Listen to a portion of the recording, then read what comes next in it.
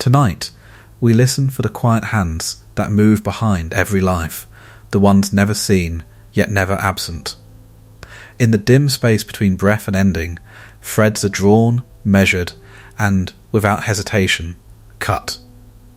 Even the gods, it is said, do not speak their names lightly. For what power can stand against something that was decided before it ever began? If this kind of storytelling brings you inner peace, feel free to like the video and subscribe, but only if it truly brings you peace. And let me know in the comments where in the world are you listening from, and what time it is for you right now. It's always strangely comforting to know who else is out there closing their eyes to the same story. So settle in, let the world grow quiet, and let's dream together for a while. Before names were given to the gods, before temples rose in their honour, and before poets tried to soften the shape of truth into something bearable, there was already a pattern. It did not speak. It did not declare itself. It simply was. In the earliest imagining of the world, when the sky still pressed low against the earth and time had not yet learned how to measure itself, there existed a quiet order beneath all things, not imposed by thunder or fire, nor governed by strength or desire, but woven, delicately, into existence itself. It was not a law written in stone, it was something softer, and yet far more absolute. The ancients would come to understand this not as a force, but as a presence, or rather, presences. They did not arrive with spectacle. No storm marked their coming. No chorus of voices announced them. Instead, they were felt in the subtle unfolding of events, the way a life seemed to follow a line already drawn, even when it struggled against it.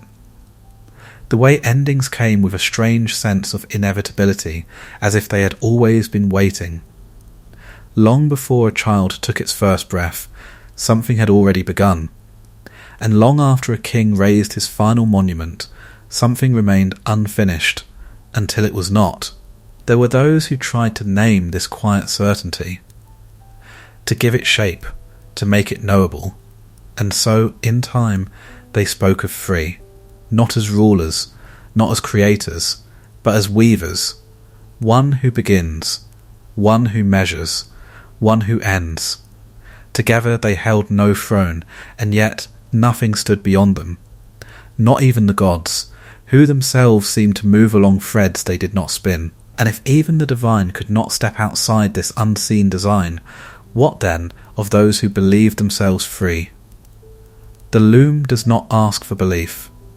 It does not require understanding. It only continues, endlessly, patiently, weaving. There is a silence that even thunder does not disturb.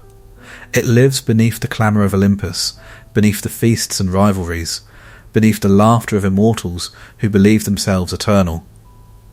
It is not the silence of absence, but of something that does not need to speak to be obeyed.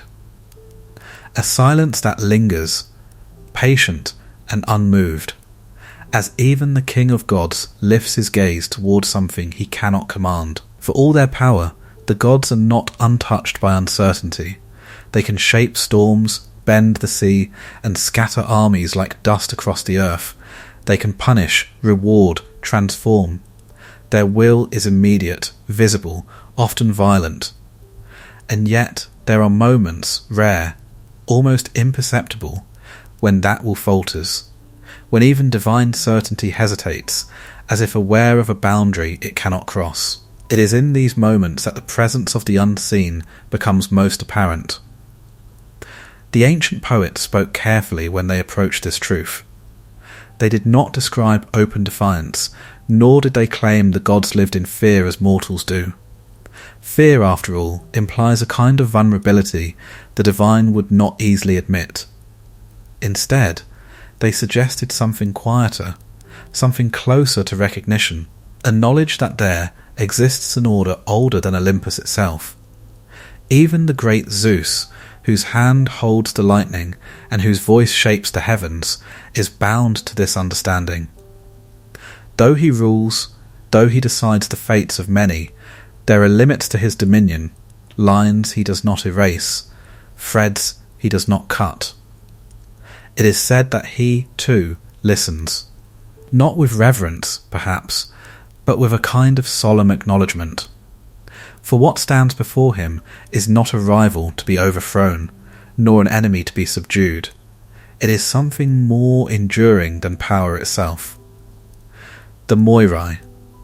They are not often seen, not because they hide, but because their work requires no audience. They do not intervene with spectacle or demand recognition. Their presence is felt in the quiet unfolding of what must be, an inevitability that resists even the most desperate attempts to alter it.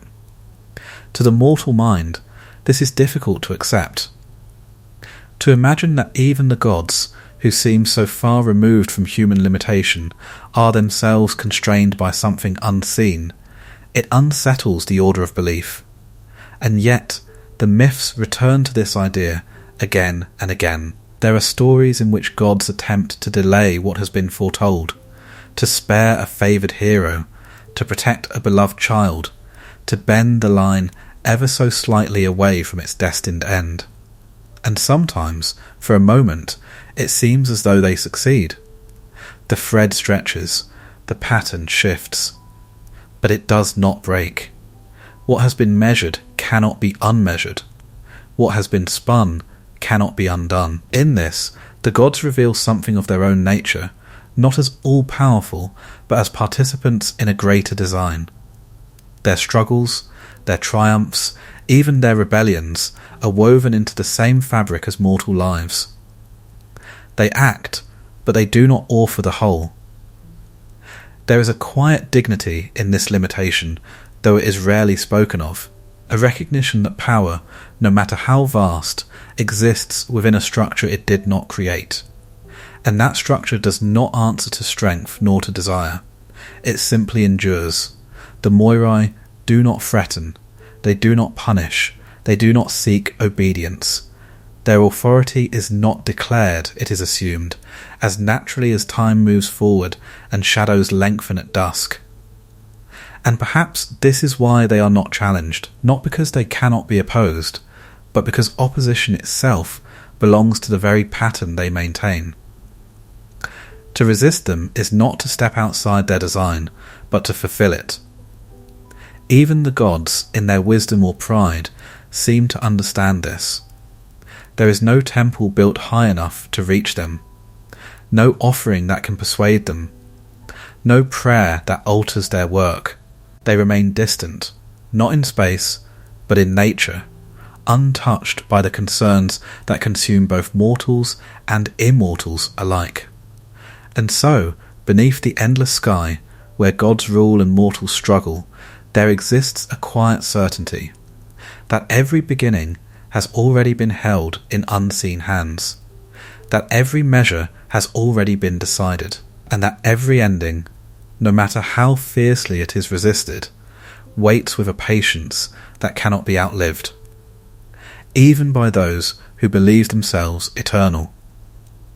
Before they were given form, they were already present, not as figures moving through the world, but as something quieter, an underlying certainty woven into the earliest fabric of existence. In the time when the first forces emerged from the void, when darkness and light had not yet learned to oppose one another, there was already a sense that things would not unfold without pattern. The Greeks, in their search for origins, spoke first of chaos, not disorder as it is often imagined, but a vast and open emptiness, a space where all things might come into being. From this depth arose the earliest presences, earth, night, darkness and desire, each one shaping the world not through intention, but through being. And somewhere within this quiet emergence, the idea of fate took root, not as a command, nor as a decree, but as a natural extension of existence itself. If something begins, it must also follow a course. If it follows a course, it must also reach an end. This was not yet a story of weavers and threads, but of inevitability. An understanding that existence carried within it its own unfolding, In some traditions, the Moirai were said to be daughters of Nyx, born from the deep and ancient night that preceded even the reign of the gods. This lineage places them among the oldest of forces, older than the order imposed by Olympus, older than the laws that would later define the cosmos. Nyx herself was not easily understood. She was not merely darkness, but a presence that wrapped itself around all things, a reminder that even light must yield. From her came many quiet powers, sleep, death, and the subtle pull of destiny among them. If the Moirai were her daughters, then they inherited something of her nature. They did not shine. They did not command attention. They did not seek dominion. Instead, they existed as an extension of something deeper and more enduring than authority. Other tellings, shaped by later traditions, named them as daughters of Zeus and Themis. In this version, fate becomes intertwined with law, with the structure that holds both gods and mortals within its boundaries. It suggests not only inevitability, but order, a design that is not chaotic, but precise. And yet, even in this telling, there is a quiet contradiction. If Zeus is their father, then he stands at the origin of their existence. But if the Moirai govern fate itself, then even Zeus cannot stand outside what they weave. The relationship becomes circular, almost paradoxical, a reflection of the Greek struggle to understand how power and inevitability coexist. Perhaps this is why their origins were never fixed. To name their beginning too clearly would be to place them within a hierarchy, and the Moirai do not sit easily within hierarchies. They do not rule, yet nothing escapes them. They are not worshipped as rulers, yet they hold something more absolute than authority. They simply are. In the earliest imaginings, before they were given names, they may have been thought of as a single force, a unity that governs the unfolding of all things. Only later did this unity divide into three, each embodying a different aspect of the same unbroken process. A beginning, a measure, an end. This division does not weaken them, it clarifies them. It allows the human mind to approach what would otherwise remain too vast, too abstract to grasp. Through three figures, the Greeks could give shape to something that resisted understanding, and yet, even as they took form, they remained distant. They were not like the other gods, whose stories were filled with desire, jealousy, and transformation. The Moirai did not fall in love. They did not wage wars. They did not descend into the world to interfere or to play. Their existence was quieter, but no less present. Every birth carried their unseen touch. Every life unfolded along the line they had already drawn, and every ending arrived not as a surprise, but as a completion. There is something unsettling in this origin, not because it is violent or dramatic, but because it is so calm. Nothing announces their arrival. Nothing marks the moment when fate begins. It is simply there, as constant as the turning of the earth, as inevitable as the fading of light into evening. And perhaps this is the deepest discomfort, that the forces which shape everything do not arrive with sound or spectacle. They do not demand belief. They do not require acknowledgement.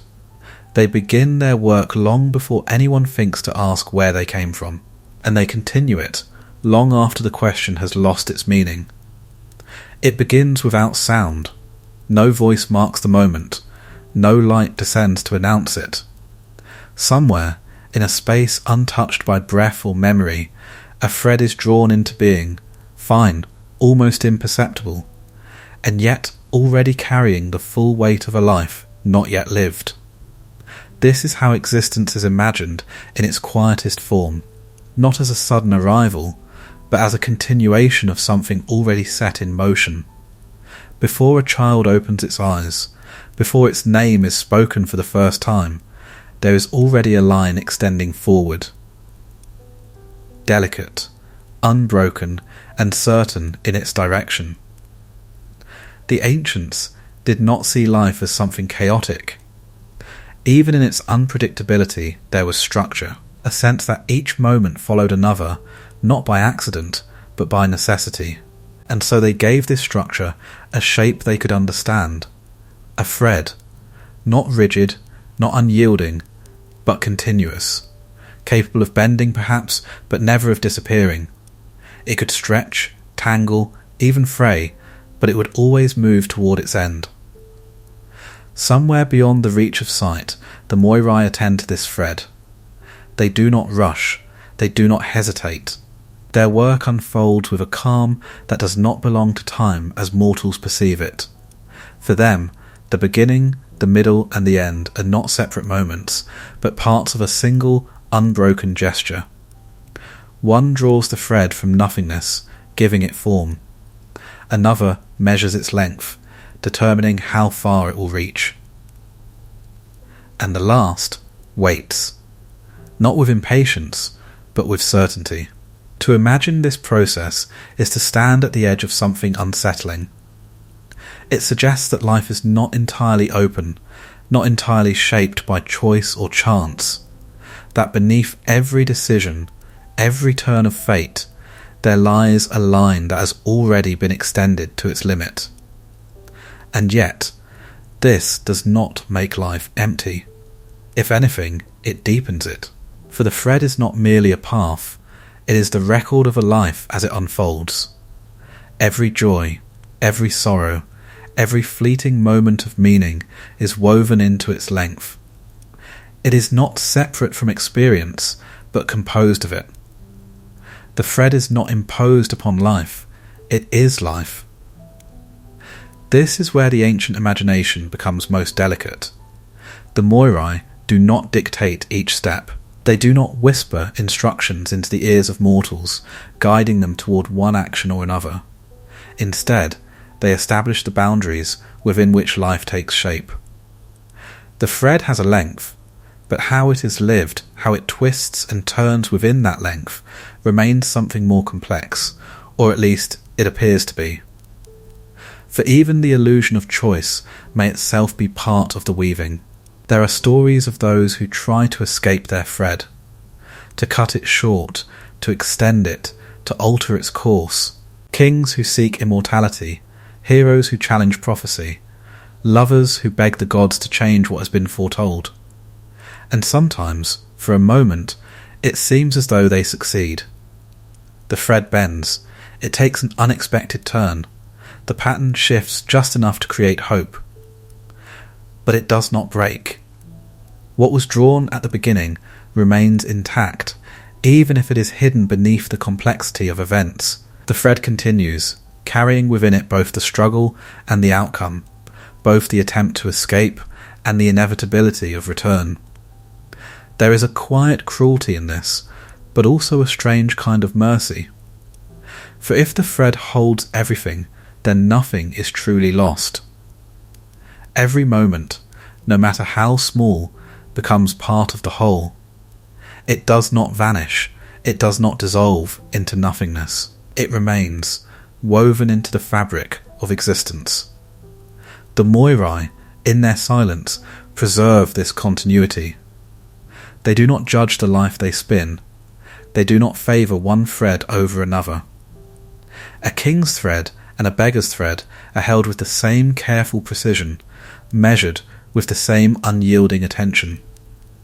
There is no hierarchy in their work, only completion. And so, somewhere beyond the reach of human sight, countless threads extend outward, each one carrying a life, each one moving steadily toward an end that has always been waiting. They do not tangle in chaos, they form a pattern, vast and intricate, too complex to be understood from within. And within that pattern, each life unfolds as though it were the only one, unaware of the hands that first drew its line, unaware of the measure that has already been set, and unaware of the quiet presence that waits, patiently, for the final moment when the thread will no longer continue. There is a threshold no one remembers crossing. It does not announce itself. It leaves no trace in the mind, no echo in the body. And yet, it is the most decisive passage any being will ever make. The quiet movement from what is not into what must become. In the language of myth, this passage is not left unguarded. It is placed in the hands of one who does not hesitate. Clotho. She is not adorned with symbols of power. No crown rests upon her. No throne elevates her above the world she helps to shape. Her presence is quieter than that. She exists at the edge of beginnings, where form has not yet fully settled, where existence still trembles between possibility and certainty. And it is here that she works. The ancients imagined her not as a creator in the way the gods create, with intention, with desire, with the impulse to shape and control, but as something more restrained, more precise. She does not design life. She does not choose its qualities. She does not decide who will rise or fall. She spins.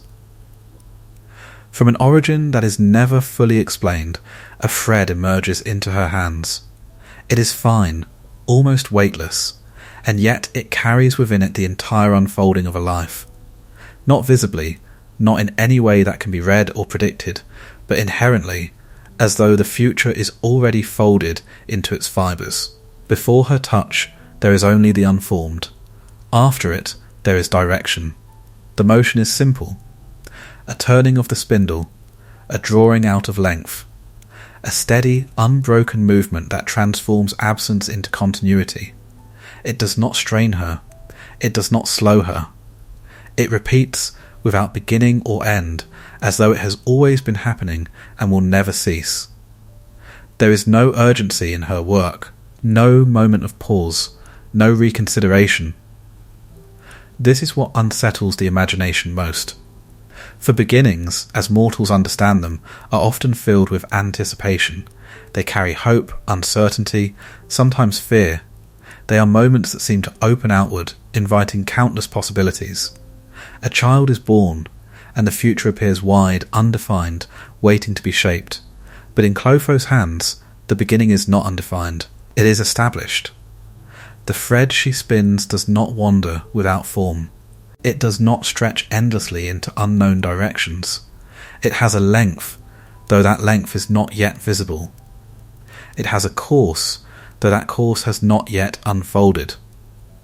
The beginning, then, is not the opening of infinite paths, but the quiet setting of a single one. And yet this does not strip life of its depth. If anything, it deepens it. For what Clotho gives is not a script, but a continuity. The thread does not dictate each step, each thought, each moment of decision. It allows for movement within it, for turns, for tensions, for moments that feel as though they might alter everything. But beneath all of this, the thread remains intact. It does not break. It does not forget where it is going. Clotho herself does not follow what she begins. Once the thread has been drawn out, it passes beyond her hands. She does not watch as it moves through joy and suffering, through growth and decline. She does not witness the choices that seem to shape it, nor the struggles that seem to challenge it. Her role exists entirely at the edge. She is the beginning, but not the witness. There is a quiet detachment in this, not coldness, not indifference, but a kind of purity. Her work is untouched by consequence. She does not carry the weight of what the thread will become. She does not anticipate its end. She does not measure its worth. She only ensures that it begins. In this, there is something almost sacred, not in the sense of reverence or worship, but in the sense of something that exists beyond judgment. A beginning that does not ask whether it should happen. A beginning that does not discriminate between the lives it sets into motion. Every thread is drawn with the same steady hand. A king's life does not begin with greater care than that of a servant. A hero's thread is not spun with more attention than that of one who will never be remembered. In the moment of origin, all are equal, not in what they will become, but in the certainty that they will become at all. This is the quiet democracy of fate. Not fairness, not justice, but sameness in the act of beginning. And yet, there is an unease that lingers beneath this idea. For if the thread is already shaped at its origin, then the sense of open possibility that defines human experience begins to shift. It becomes something more fragile, more uncertain. Not an illusion, perhaps, but not entirely free. Clotho does not answer this tension. She does not explain what she spins. She does not reveal how much is already contained within the thread, or how much remains to be formed through the unfolding of life itself. She continues her work without interruption. Thread after thread, beginning after beginning, an endless procession of lives drawn out from a source that remains unseen, each one carried forward into a world that will never know the exact moment it truly began. And somewhere, at that silent threshold where existence first takes hold, her hands continue to move, steady, untroubled and eternal, spinning the first line of every story, and never once waiting to see how it will be told. If the beginning is quiet, the measure is quieter still. There is no visible moment when a life is weighed, no ceremony in which its length is declared. It does not arrive with proclamation, nor does it leave behind any mark that can be traced. And yet, somewhere between the first breath and the final one, a boundary is set, precise, unyielding, and already known long before it is ever reached. This is where she stands, Lachesis, not at the edge of existence, where things begin, nor at its closing point, where they end, but in the quiet middle, where life unfolds and believes itself to be moving freely. Her role is not as easily imagined as the others. There is no clear gesture, no single motion that defines her. She does not create, and she does not destroy. Instead, she determines extent. She holds the thread not as something to be formed or severed, but as something to be understood, to be measured. In some visions, she carries a rod or a staff, a tool not of power, but of precision. With it, she marks the length of the thread, establishing how far it will reach. Not in a way that can be seen or altered, but in a way that becomes inseparable from the thread itself. Once measured, it cannot be remeasured. Once set, it cannot be extended. This is the quiet certainty she brings. While Clotho begins the thread and another waits to end it, Lachesis defines the space in between. She determines how much time a life will be given, not how it will be used, not what it will contain, but how far it will go before it must stop. There is something deeply unsettling in this idea, for it suggests that length itself is not earned, not granted as reward, nor taken as punishment. It is not adjusted according to virtue or failure. It is simply assigned, as calmly and as indifferently as the thread is first spun. A long life does not imply a greater worth. A short life does not imply a lesser one. Both are measured with the same unwavering hand, and yet, to those who live within the thread, length carries meaning. It becomes something to desire, something to fear losing. Time is experienced as something fragile, something that can be wasted or preserved, stretched or shortened through action. But Lachesis does not see time in this way. To her, the thread is already complete. Its length is not unfolding, it is established. This creates a quiet tension at the heart of existence. For if the length of a life is already known, then what appears as uncertainty may in fact be something more contained. The future, which seems so open, so undefined, may already exist as a measured span, waiting only to be lived. And yet, life does not feel predetermined. Moments arrive with surprise. Decisions carry weight. Paths seem to diverge, offering the illusion of change. It is within this illusion that human experience finds its depth. Without it, existence would feel static, unmoving. Lachesis allows for this movement. She does not interfere with the way the thread twists within its length. She does not dictate how each moment will unfold, how each choice will be made. Her role is not to control the pattern, but to define its boundary. Within that boundary, life breathes, but the boundary itself does not shift. There are stories, quiet, often tragic, of those who come close to understanding this. Individuals who sense that their time is limited, who feel the narrowing of the thread as it approaches its end. They may struggle against it, attempt to outrun it, or cling to the moments that remain. But the measure does not change. It cannot be bargained with. Not even the gods, in their moments of favour or attachment, can extend what has already been set. They may delay, they may disguise, they may alter the appearance of events, but the length remains intact. Lachesis does not negotiate. She does not reconsider. Her work exists beyond appeal. And yet there is no cruelty in her presence. She does not shorten lives out of indifference, nor lengthen them out of kindness. She does not observe what unfolds within the thread with judgment or emotion. Her role is not to respond, but to establish, to give each life its span. There is a strange stillness in this, a sense that beneath the movement of time, beneath the urgency, the desire, the fear, there exists a fixed line that does not waver, a quiet structure that holds everything in place, even as it appears to shift and change. Lachesis stands within that stillness, unseen, unheard, and yet present in every passing moment. For every second that slips by, every year that gathers weight, every life that moves steadily toward its end, all unfold within the measure she has already drawn. A length that cannot be exceeded, a boundary that cannot be crossed, and a quiet certainty that, no matter how full or how fleeting a life may feel, it is already exactly as long as it was always meant to be. There is a moment that does not announce itself. It does not arrive with warning, nor does it always reveal its approach.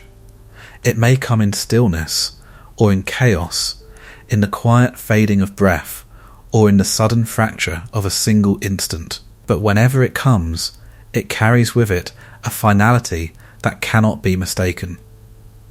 For all things that begin must end, and she is already there. Atropos.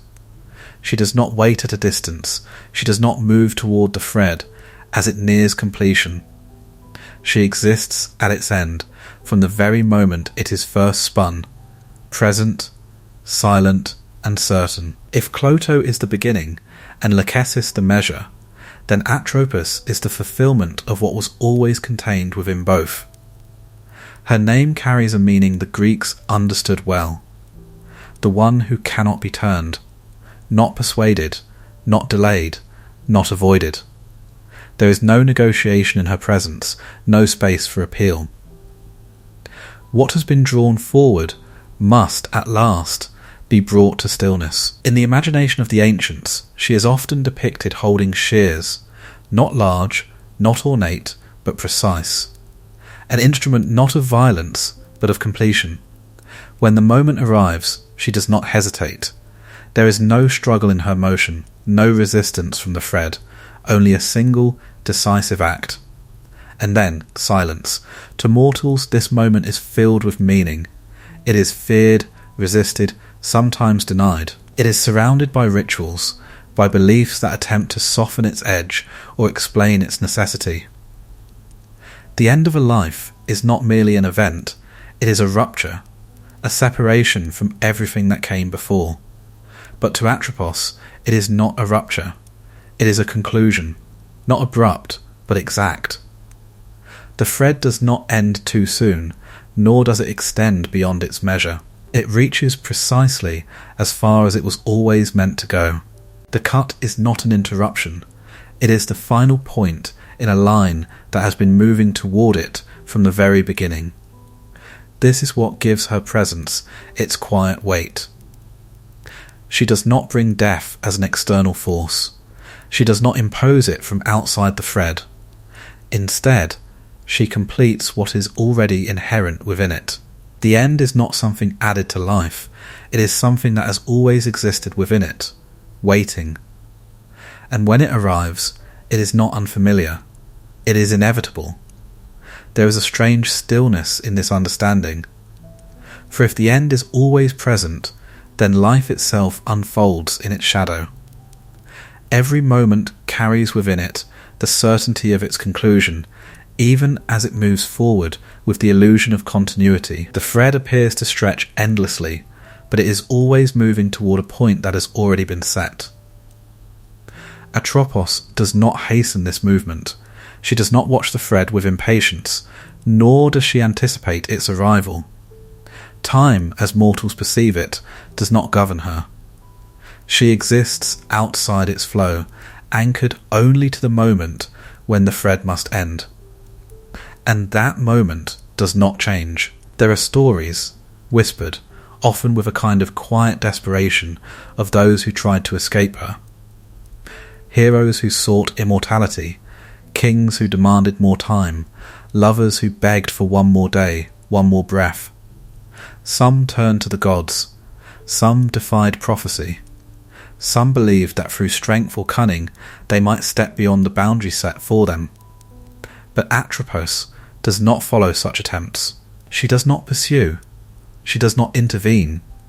She simply waits at the point where the thread must end. And no matter how far one seems to stray, no matter how much the path twists or delays, it always leads back to that same unalterable moment. This is what even the gods do not challenge, for they, too, are bound by endings, not always in the same way as mortals, not always within the same span of time, but even their stories carry conclusions. Even their power does not extend beyond the structure that holds all things in place. Atropos does not distinguish between them. Her shears do not tremble before greatness. They do not hesitate before innocence. They do not falter before sorrow or triumph. When the thread reaches its end, it is cut, and with that single motion, everything that was contained within it, every moment, every choice, every fleeting breath, is brought into stillness, not erased, not undone, but completed. This is the quiet truth she embodies, that nothing is left unfinished, that no life extends beyond what it was given, and that the end, though feared and resisted, is not separate from the life that precedes it, but inseparable from it. For from the first moment the thread was drawn, it was already moving toward her hands, and she has never once failed to be there when it arrives. There is a pattern no eye can hold. It stretches beyond horizon and memory, beyond the rise and fall of kingdoms, beyond even the stories the gods tell about themselves. It is not written, not spoken, not carved into stone, and yet it exists, quietly, completely, beneath everything that comes to pass. The ancients imagined it as a loom, not placed in any temple, nor hidden in some distant corner of the world, but existing in a space that cannot be reached. A structure without walls, without boundaries, and yet capable of holding all things within it. Upon this loom, every thread drawn by Clotho, measured by Lachesis, and cut by Atropos is placed, not in isolation, but in relation to every other. No life exists alone.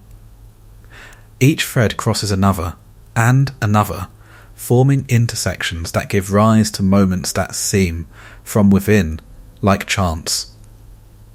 A meeting between strangers, a war that begins with a single decision, a life altered by something so small it would otherwise go unnoticed. From within the pattern, these moments feel unpredictable. But from beyond it, they are already woven. The loom does not create the threads. It does not spin them or measure them or bring them to an end. Instead, it holds them, it arranges them. It ensures that no thread exists without context, without connection to the countless others that surround it. This is where the nature of fate deepens, for it is not only the length of a life, nor the certainty of its end.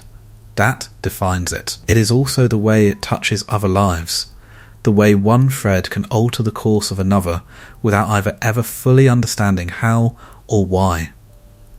A single decision made in a moment that feels insignificant may ripple outward, crossing threads far beyond its origin. A life may be shaped by someone it has never known, by an event that occurred long before it began. The loom holds all of this, every crossing, every intersection, every point at which one thread bends in response to another, and yet there is no confusion within it. To the human mind, such complexity would collapse into chaos. The sheer number of threads, the countless ways they intertwine, would make the pattern impossible to follow. It would seem disordered, overwhelming, without meaning.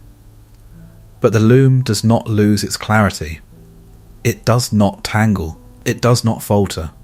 Each thread is placed with precision, its path aligned with the others in a way that forms a pattern too vast to be seen from within. This is why the idea of fate cannot be understood by looking at a single life. To see only one thread is to see only a fragment, to mistake a single line for the whole design. It is only by imagining the loom itself, the totality of all threads together, that the idea begins to take shape, and even then it remains incomplete. For no mortal, and not even the gods, are said to see the full pattern. They perceive parts of it, glimpses perhaps, of how certain threads connect. They sense the inevitability of certain outcomes, the way events seem to move towards something that cannot be avoided. But the entire design remains hidden. This is where the quiet tension of existence resides. To live within a pattern that cannot be seen. To move along a thread that feels singular, personal and immediate, while being part of something vast and interconnected. To act as though one's choices are independent, while those choices are already woven into a larger design. The loom does not deny movement. It does not prevent change. Threads bend, intersect, diverge. Lives influence one another in ways that feel dynamic, alive, unpredictable. But these movements do not exist outside the pattern. They are the pattern. Nothing occurs beyond it. This is what makes the loom both beautiful and unsettling. Beautiful, because it suggests that nothing is without place, that every life, no matter how small, is part of something greater, something that gives it context and meaning beyond itself. Unsettling, because it suggests that nothing is truly separate. That individuality, while deeply felt, exists within a structure that does not depend on it. The Moirai do not stand apart from the loom. They are not observers of it. They are its hands. Through them, the threads are brought into being, given their measure, and brought to their end. And through their quiet, unbroken work, the pattern continues, expanding, deepening, never complete, yet never unfinished. Somewhere beyond sight, beyond thought, the loom stretches outward without limit. Thread crossing thread, life touching life, every moment placed exactly where it must be, and within it, each existence unfolds as though it were alone, unaware that it has always been part of something far greater than itself. There are heights even the gods do not reach. They dwell above the earth, upon peaks veiled in cloud and distance, where their voices carry through thunder, and their will shapes the movement of the world below. From there, they appear complete, self-contained, unquestioned, eternal in their authority. And yet, even there, something remains beyond them. It is not visible. No throne stands higher, no figure sits above them in judgment. There is no rival force that challenges their dominion, no greater power that rises to overthrow them. And still, within the stories they inhabit, there is a quiet recognition, a limit they do not cross, a boundary they do not name. The Greeks did not always speak of this openly. To suggest that the gods themselves were bound by something greater was to unsettle the very structure of belief. And yet, again and again, their myths return to the same quiet truth, that even the divine moves within a pattern it did not create. At the centre of this tension stands Zeus. He is the arbiter of order, the voice that settles disputes among gods and mortals alike. His decisions carry weight, his judgments shape the course of events. He is not merely powerful, he is the embodiment of authority. And yet, there are moments when his authority pauses. Moments when he does not act, not because he lacks the strength, but because he recognizes something that does not yield to strength. He may favor one outcome over another, may wish to alter the course of a life, to protect or to preserve, but he does not always intervene. Sometimes he allows what has been set to unfold, not out of indifference, but out of acknowledgement. The Moirai do not command him. They do not stand before him as rulers. There is no scene in which they issue decrees to the king of gods, no exchange of power that places them above him in any visible hierarchy. And yet their presence shapes the limits within which he acts. He may influence the path of a thread, but he does not determine its end. This distinction is subtle, but it is essential, for it suggests that divine power, no matter how vast, operates within a framework that is not its own. The gods may shape events, but they do not originate the structure that makes those events possible. They exist within the loom, just as mortals do, though their threads may be longer, more complex, more radiant. Still they are threads. There is something deeply human in this idea. Not because it diminishes the gods, but because it reflects a world in which power is never absolute, a world in which even the highest authority is subject to something more enduring than itself. This is not a world governed by chaos. It is a world governed by order so quiet, so deeply embedded, that it does not need to assert itself. The Moirai do not demand obedience. They do not enforce their will. They do not punish those who resist. They simply remain. And in remaining, they define the boundaries of all that can occur. There are stories in which the gods test these boundaries, moments when they attempt to alter what has been foretold, to protect those they favour, to bend the pattern ever so slightly away from its course. And sometimes they succeed, for a time. A life is extended, a danger is delayed, an outcome appears to shift. But the thread does not escape its measure. What has been set does not dissolve. The change becomes part of the pattern, not an escape from it. This is the quiet paradox of fate. It does not oppose the gods. It includes them. Their actions, their desires, their interventions, all are woven into the same design they cannot transcend. Even their defiance becomes a thread within the pattern, a movement that leads, inevitably, back to the structure they exist within. To the mortal mind, this creates a strange kind of comfort. If even the gods are bound, then the limits of existence are not a punishment reserved for the weak. They are universal. They apply equally, without preference, without exception. No being stands outside them.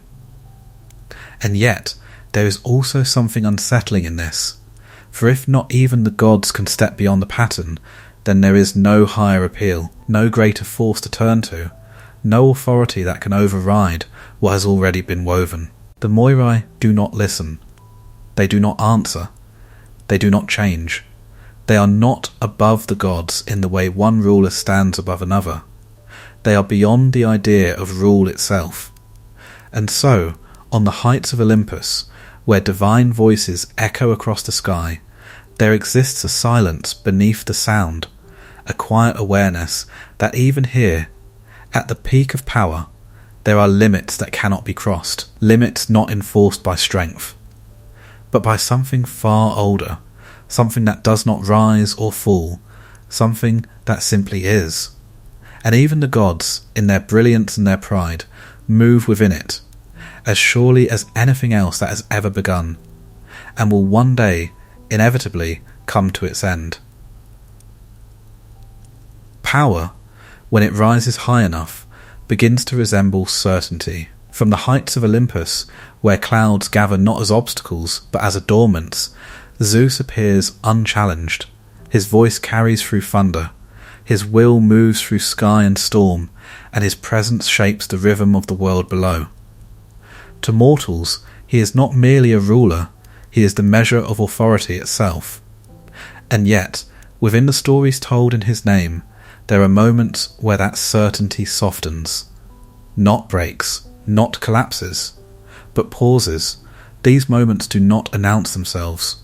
They are not framed as defeats, nor are they spoken of as failures.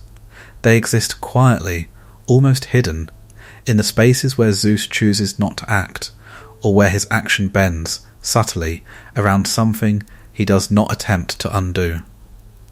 This is where power reveals its limits.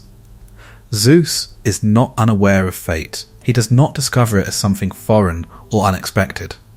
From the beginning, his rule is shaped alongside it, as though his authority was never meant to stand apart from the pattern that holds all things together. He governs within it, not above it. This distinction is easy to overlook, for Zeus can intervene in countless ways. He can save a life, or end one.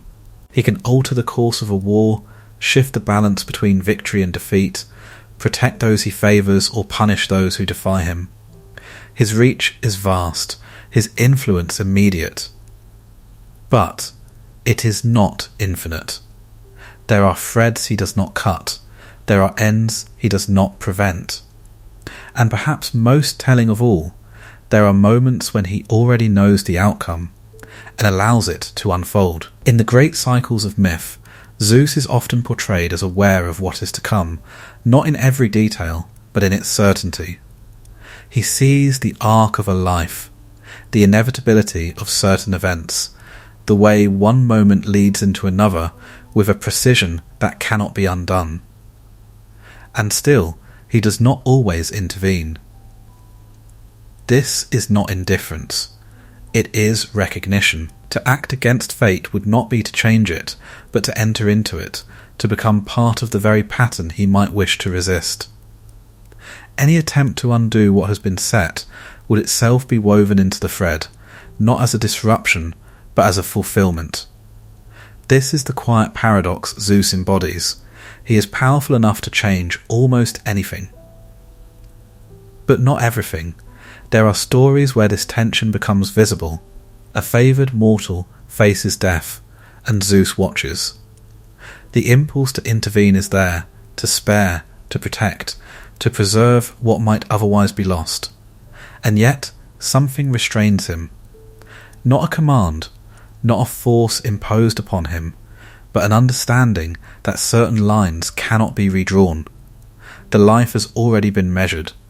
The thread has already been set. To extend it would not simply alter one life, it would disturb the balance of the pattern itself. And so, Zeus allows it. Not because he lacks the strength, but because he recognises the structure within which that strength exists. This is not submission, it is alignment. For Zeus is not separate from fate, he is part of the world it governs, just as the earth, the sea and the sky are part of it. His power gives him influence over the unfolding of events, but not over the framework that makes those events possible. He can guide the storm.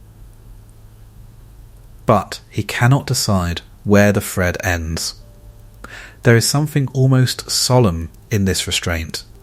It suggests a form of wisdom, not the wisdom of knowing everything, but of knowing where knowledge and power must stop. A recognition that there are boundaries not because they are enforced, but because they are inherent.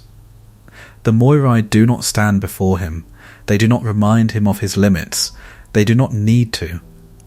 Their presence is felt in the very structure of reality, in the way events unfold with a quiet inevitability that no force, however great, can fully overturn. Zeus does not challenge this. He works within it, and in doing so, he becomes something more than a ruler. He becomes a participant. His decisions, his interventions, his moments of restraint, all are threads within the same vast design. Even his power, immense as it is woven into something larger than itself. This does not diminish him, it defines him. For power without limit is not power, it is chaos, and Zeus, as the guardian of order, understands that order does not come from domination alone. It comes from structure, from balance, from the quiet boundaries that hold everything in place, even him. And so, from the heights of Olympus, where his voice still shapes the sky, Zeus remains what he has always been, mighty, commanding, and yet not absolute. For somewhere beyond the reach of thunder, beyond the weight of divine will, there exists a line he does not cross, a limit he does not break.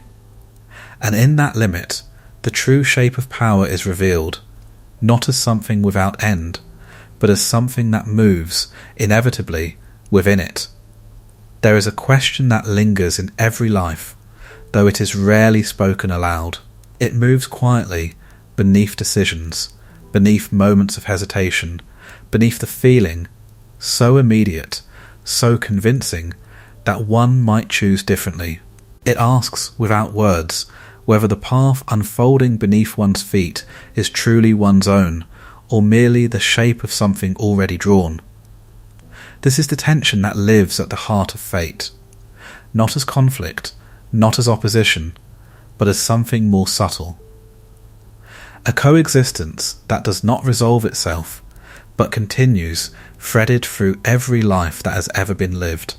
The Greeks did not imagine this tension as a battle between equals. Fate, in their understanding, was not something that could be overthrown by will.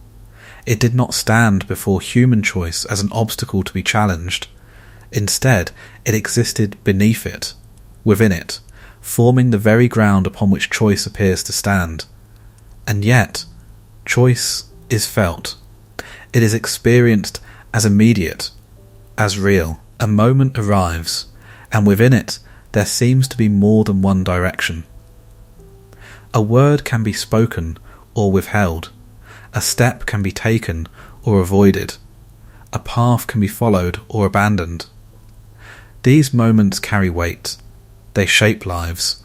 They give rise to the sense that one is not merely being carried forward, but actively moving, deciding, becoming. But if the thread has already been spun, if its length has already been measured, if its end has already been set, then what is the nature of this movement? What is the meaning of choice within a line that does not change? The answer does not come easily. For the myths do not deny the presence of choice. They do not describe mortals as passive, as though they are simply pulled along without awareness or participation. On the contrary, they are filled with decisions, moments where individuals act with intention, where their actions bring about consequences that feel deeply personal. And yet, those consequences often lead exactly where they were always meant to go. This is where the tension deepens. Choice does not disappear within fate. It is absorbed by it. Every decision becomes part of the thread, not something that stands outside it. The act of choosing is not a break from the pattern, it is one of the ways the pattern takes shape. To choose is not to escape fate, it is to fulfill it. This is not always visible. From within a life, choices feel open, undefined. The future seems unwritten, waiting to be shaped by what one does in the present. There is uncertainty, risk, the possibility of change. Without this, life would lose its immediacy, its sense of movement. But beneath this experience lies something quieter, a structure that does not shift in response to choice, but includes choice as part of its design. The thread does not move because of decisions. Decisions move within the thread. This is what makes the idea of free will both real and limited.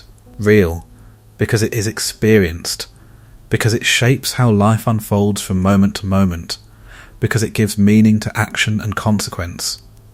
Limited, because it does not alter the boundaries within which those actions take place.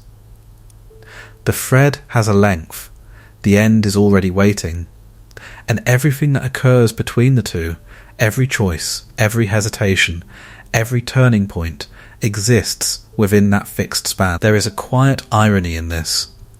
For the more one struggles to assert control, to bend life toward a desired outcome, the more one becomes entangled in the very pattern one seeks to escape. Effort itself becomes part of the weaving.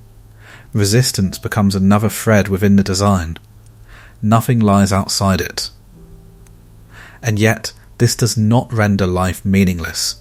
If anything, it deepens its texture.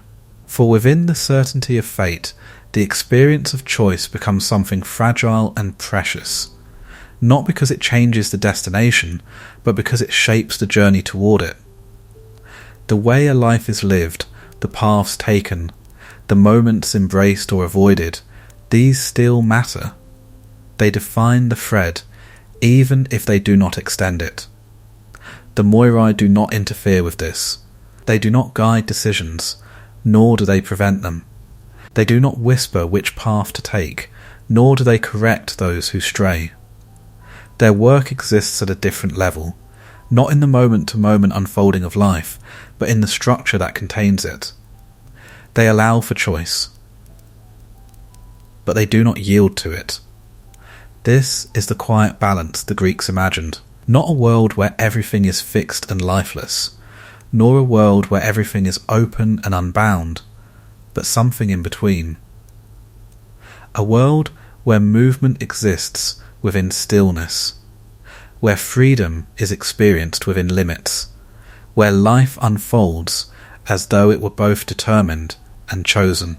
And within this balance, each life moves forward, feeling its own decisions, believing in its own direction, unaware that every step, every turn, every moment of hesitation has always been part of the same unbroken line.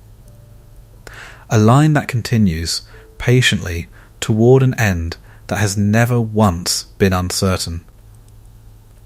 There are lives that seem to burn more brightly than others.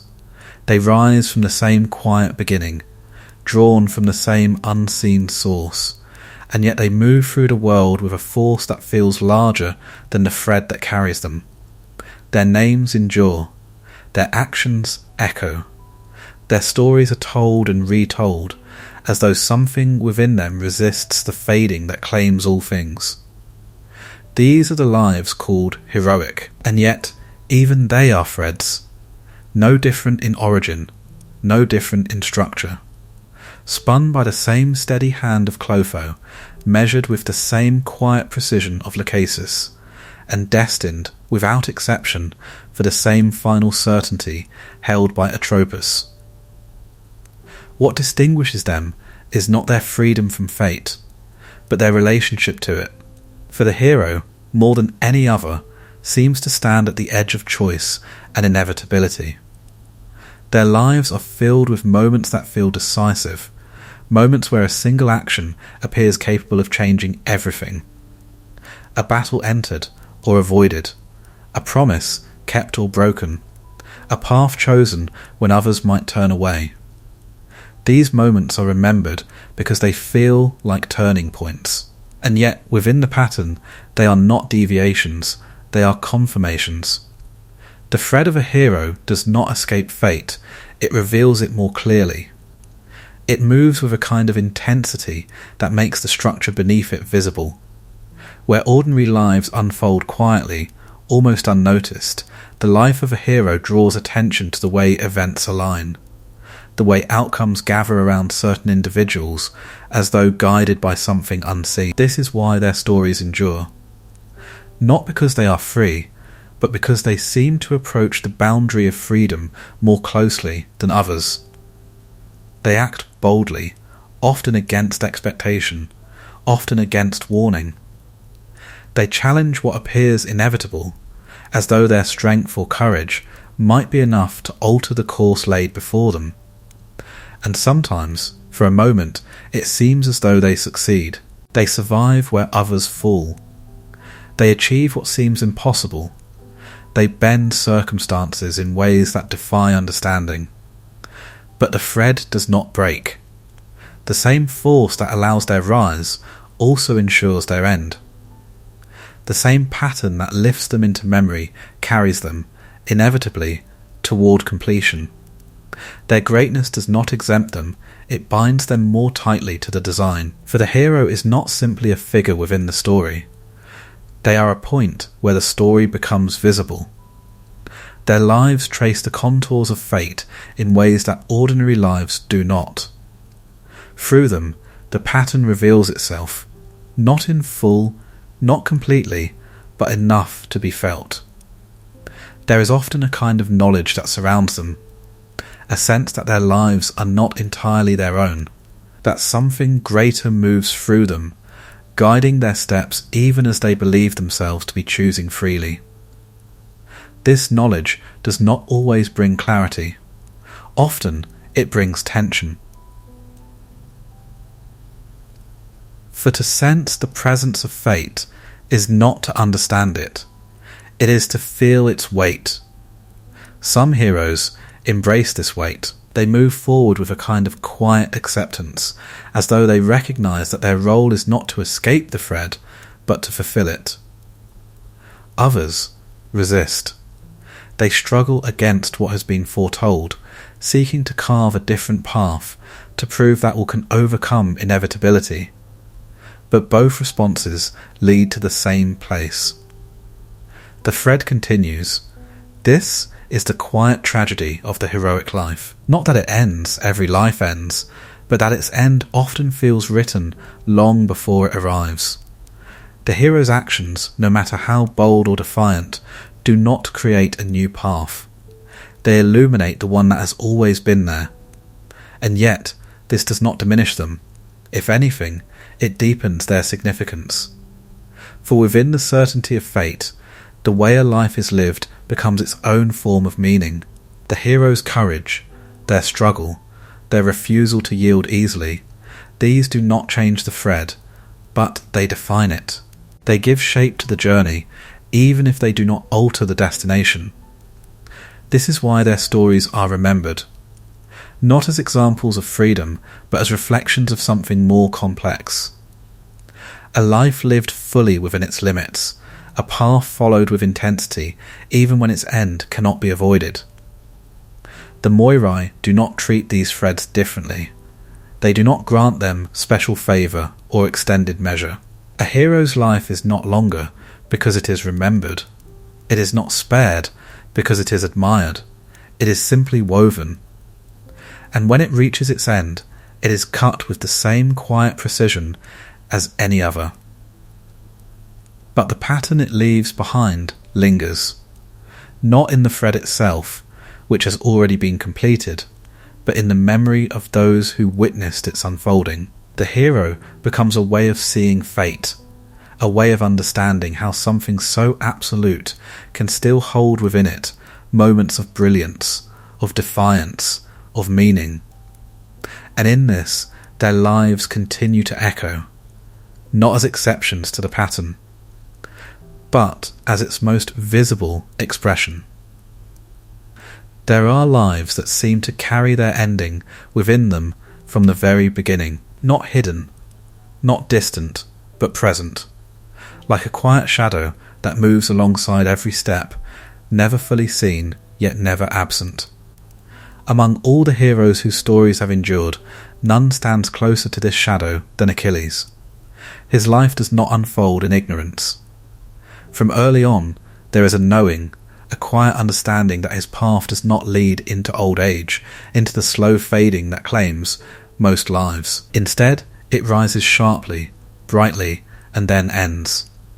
Two futures are said to stand before him. One, long and unremarkable, a life extended, filled with years that pass without echo, a thread that reaches far, but leaves little trace behind it.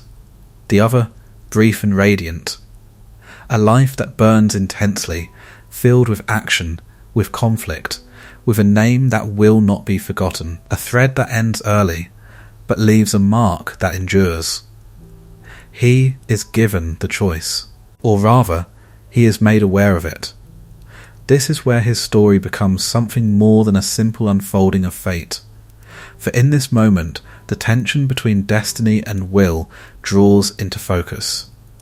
The path is already visible, the consequences are already known, and yet the decision must still be lived. Achilles does not rush. He moves through the early part of his life as though standing at the edge of something he cannot yet fully grasp. There are attempts to divert him, to guide him away from the path that leads to his early end. He is hidden, disguised, placed among those who do not carry the same destiny. But the thread does not lose its direction.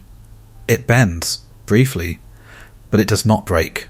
When the call to war arrives, when the long conflict of Troy begins to draw the threads of many lives together, Achilles steps toward it. Not blindly, not without awareness, but with a kind of quiet acceptance. He chooses the shorter path.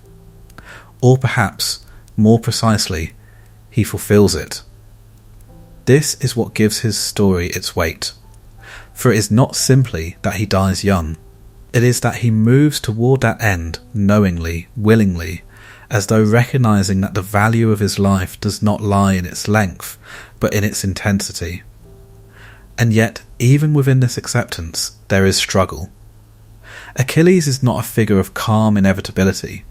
He feels deeply, he reacts fiercely, his anger, his grief, his pride, all unfold within the thread, giving it texture, movement, life. He is not carried passively toward his end. He lives fully within the space he has been given. This is where the illusion of choice and the certainty of fate intertwine.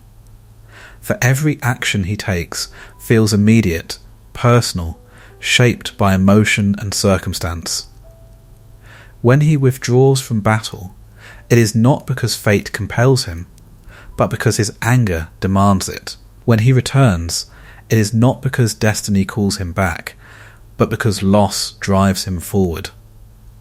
And yet, each of these moments leads him closer to the same point. The thread continues.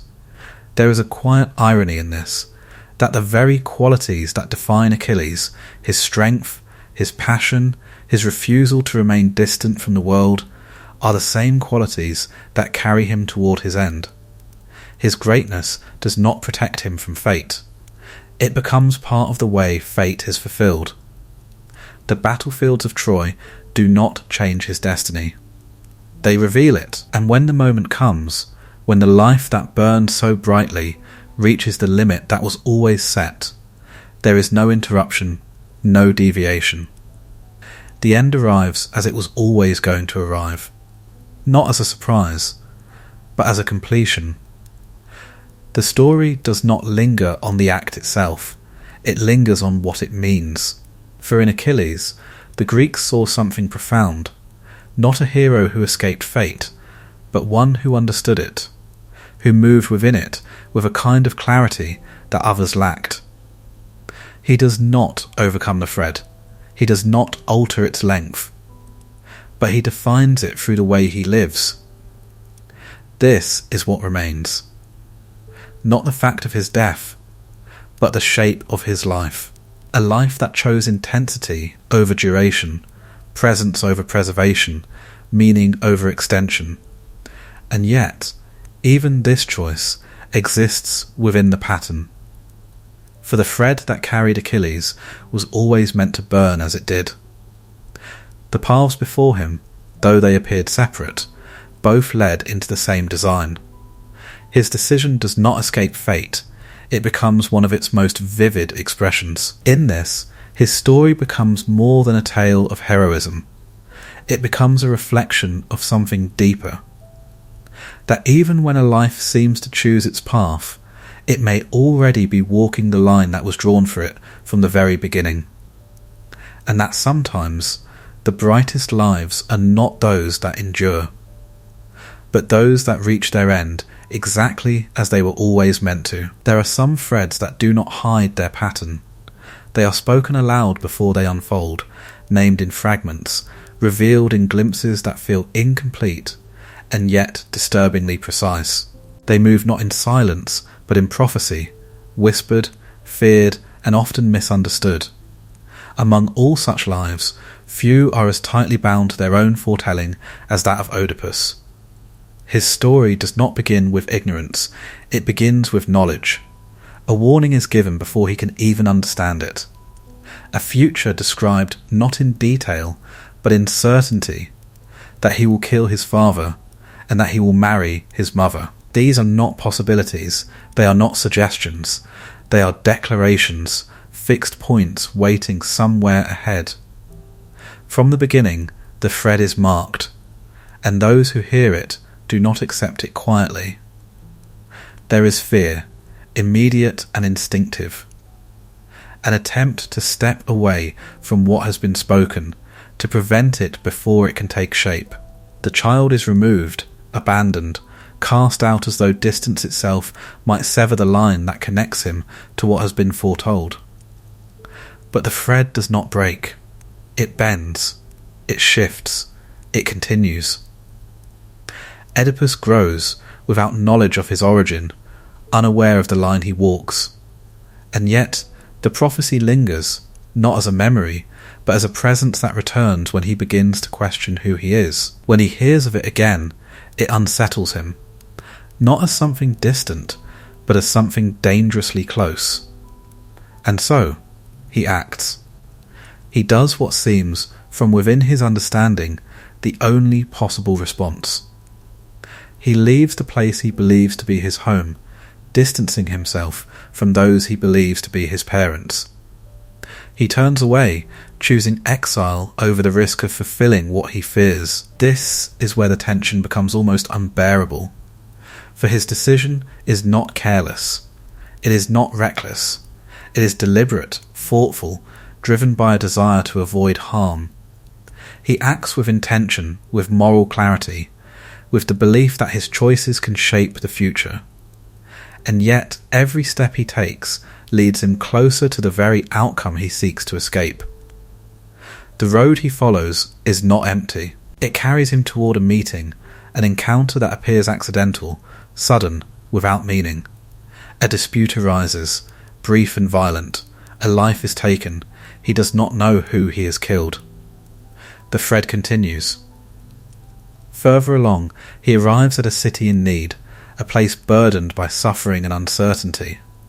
He offers a solution, resolves what others could not, and is welcomed, elevated, given a place of honour. He becomes king. He is given a wife. The pattern tightens. What was once spoken as prophecy begins to take form as reality, not through intention, but through a series of actions that each seemed, in the moment, reasonable, necessary even. This is the quiet horror of his story. Not that he fulfills the prophecy, but that he does so while trying to avoid it. Every choice he makes, every attempt to step away, becomes part of the path that leads him directly into its fulfillment. His will is not absent, it is present at every moment. And yet, it does not alter the outcome. It completes it. When the truth finally emerges, it does not arrive as a revelation alone. It arrives as a collapse. The pieces align. The past, the present, the choices, the consequences, they form a pattern that can no longer be denied. What was once distant becomes immediate.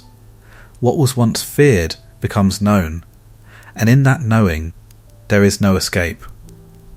Oedipus does not meet his fate at the end of his life. He meets it in the realization of what his life has already been. This is what sets his story apart. For the end is not the moment of death, but the moment of understanding.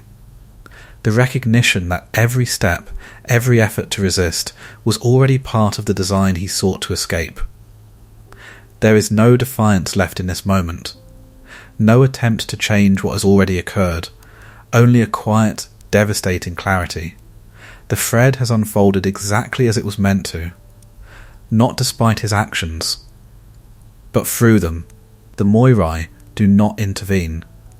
They do not guide his hand. They do not whisper in his ear.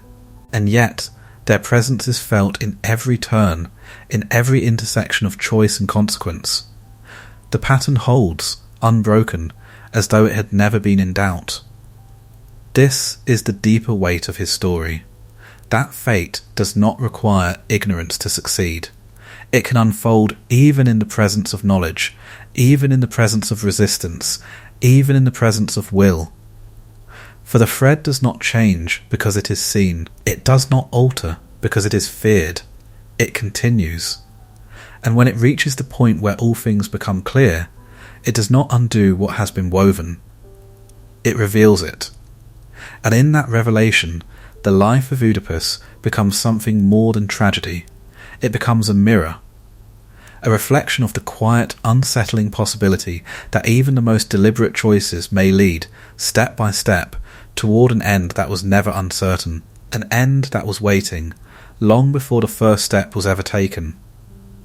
Some threads do not move toward their end in darkness. They begin with danger, pass through uncertainty, and yet seem to carry within them a strange, quiet protection, as though the pattern itself bends just enough to allow them to continue. Not freely, not without risk, but with a sense that something unseen ensures they will not be cut too soon. Such is the thread of Perseus. His life does not begin in safety. Before he can act, before he can choose, a prophecy is spoken, not about him, but about the one who fears him. His grandfather, warned that he will be killed by his own grandson, does not wait to see how such a future might unfold. Fear moves more quickly than understanding.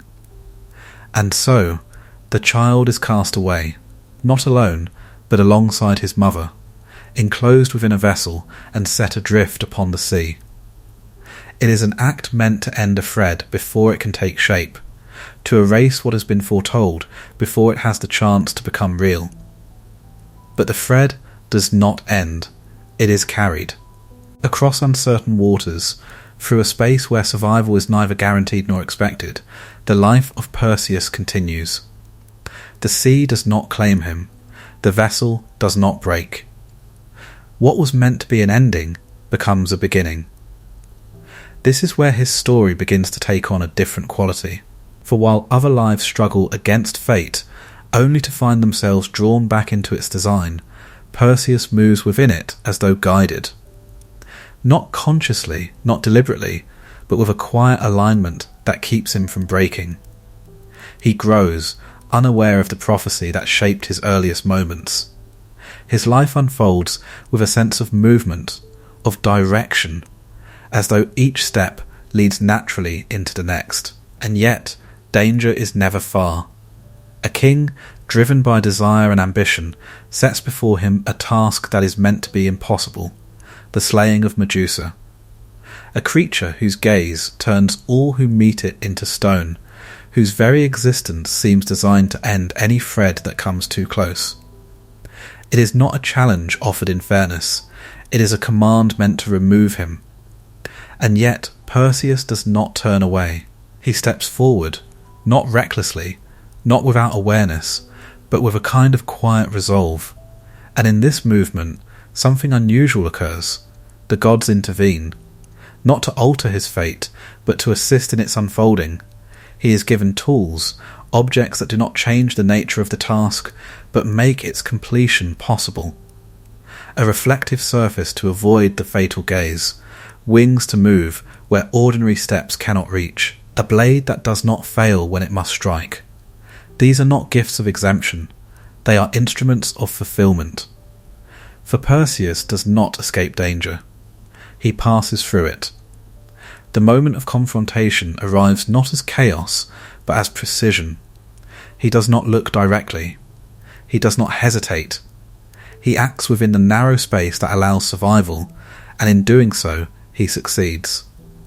The thread continues. There is something almost deceptive in this success, for it suggests, briefly, that fate can be navigated, that with the right tools, the right choices, the right alignment of events, one might move through even the most dangerous moments without being claimed by them, and yet the deeper pattern remains unchanged. For the prophecy that began his life has not been erased, it has only been delayed. Perseus returns, carries his victories with him, reshapes the lives of those he encounters.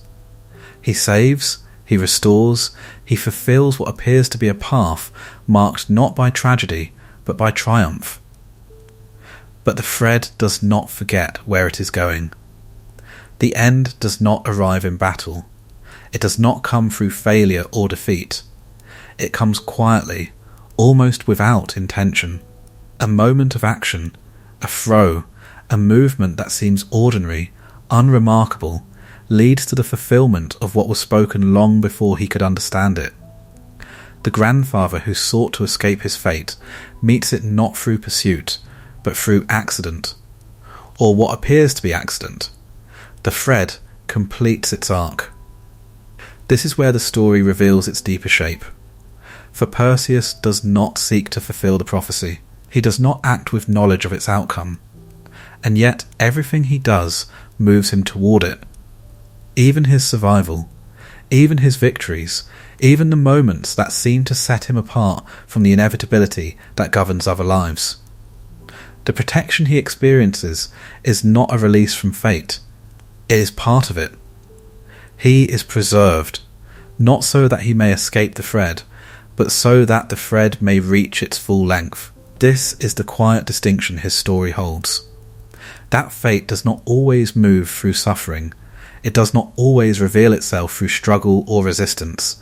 Sometimes it moves through success, through survival, through moments that feel like escape, but are in truth continuation. And in the end, the thread of Perseus, like all others, reaches its limit. Not broken, not interrupted, but completed, exactly as it was always meant to be. Some lives are not carried gently. They are pulled, strained, and tested against the very limits of endurance, as though the thread itself were drawn tighter than others, stretched not to break, but to bear a weight few could sustain. In such lives, fate does not appear as quiet inevitability, but as something heavier, more immediate.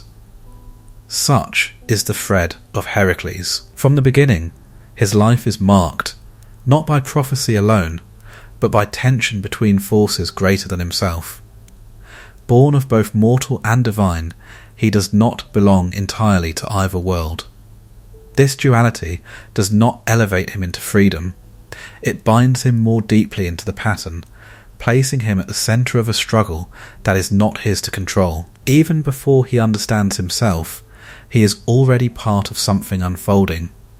There is no quiet childhood, no gradual movement into the shape of his life.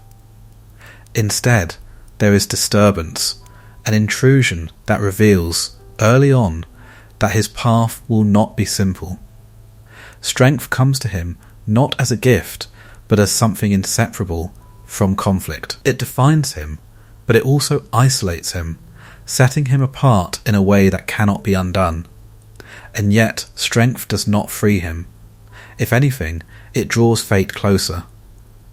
There is a moment, dark, irreversible, when the thread tightens beyond recognition. An act is committed, not in clarity, but in a state where the boundary between will and compulsion dissolves. When awareness returns, what has been done cannot be undone. This is where his life shifts, not into freedom, but into burden. The weight of that moment does not fade. It becomes the axis around which everything else begins to turn, and in response, a path is set before him, not as punishment alone, but as necessity. The labours. 12 acts, each one demanding more than ordinary strength, more than endurance, more than courage. They are not chosen, they are given, and yet they must be lived. This is where Heracles becomes something more than a figure of power. He becomes a figure of continuation. Each labour places him at the edge of survival, confronting forces that seem beyond measure, creatures that cannot be easily overcome, challenges that resist simple solutions. And yet, he does not turn away. He moves forward. Not because he is free to do so, but because the thread does not allow him to stop. There is a quiet rhythm to these trials. Each one completed leads not to rest, but to the next. Each success does not release him, but carries him further along a path that feels both relentless and necessary. His strength becomes the means by which fate unfolds, not as escape, but as fulfillment. And within this, something deeper emerges. For Heracles is not untouched by what he endures. He feels the weight of each moment, the strain of each task, the lingering presence of what set him upon this path. His life is not a series of victories, it is a progression through something that must be carried, step by step, without certainty of relief. This is where his story differs from others. For while many resist fate or move within it unknowingly, Heracles lives in constant proximity to it. His actions are not attempts to escape the thread, but to move through it, to bear what it demands, to endure what it places before him.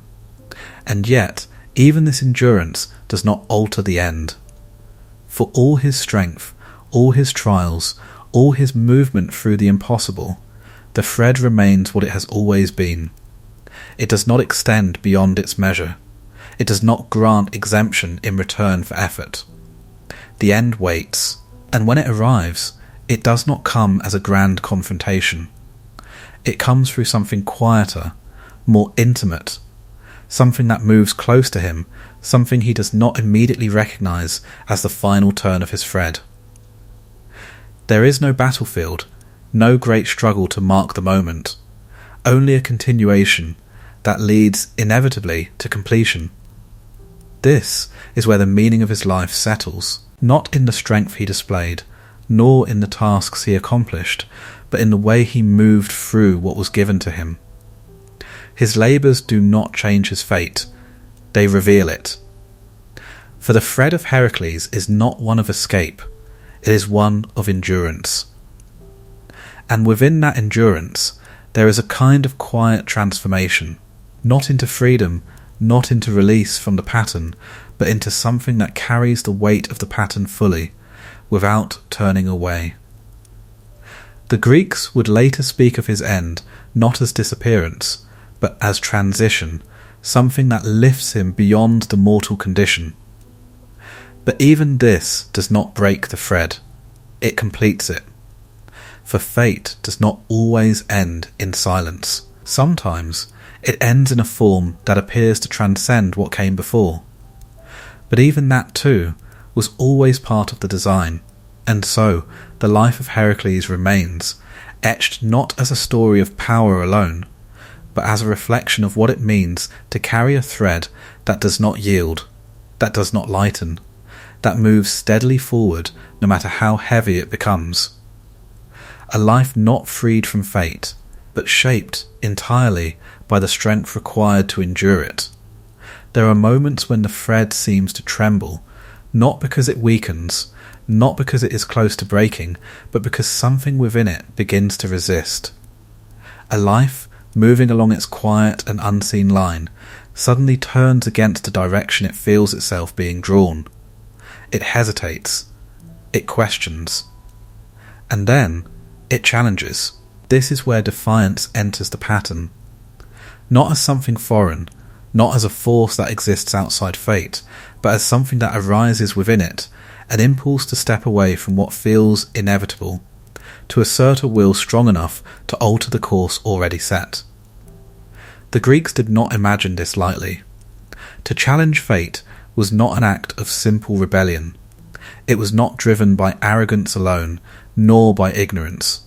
Often, it emerged from something deeper, a refusal to accept what had been foretold, a desire to protect, to preserve, to hold on to something that seemed too fragile to surrender.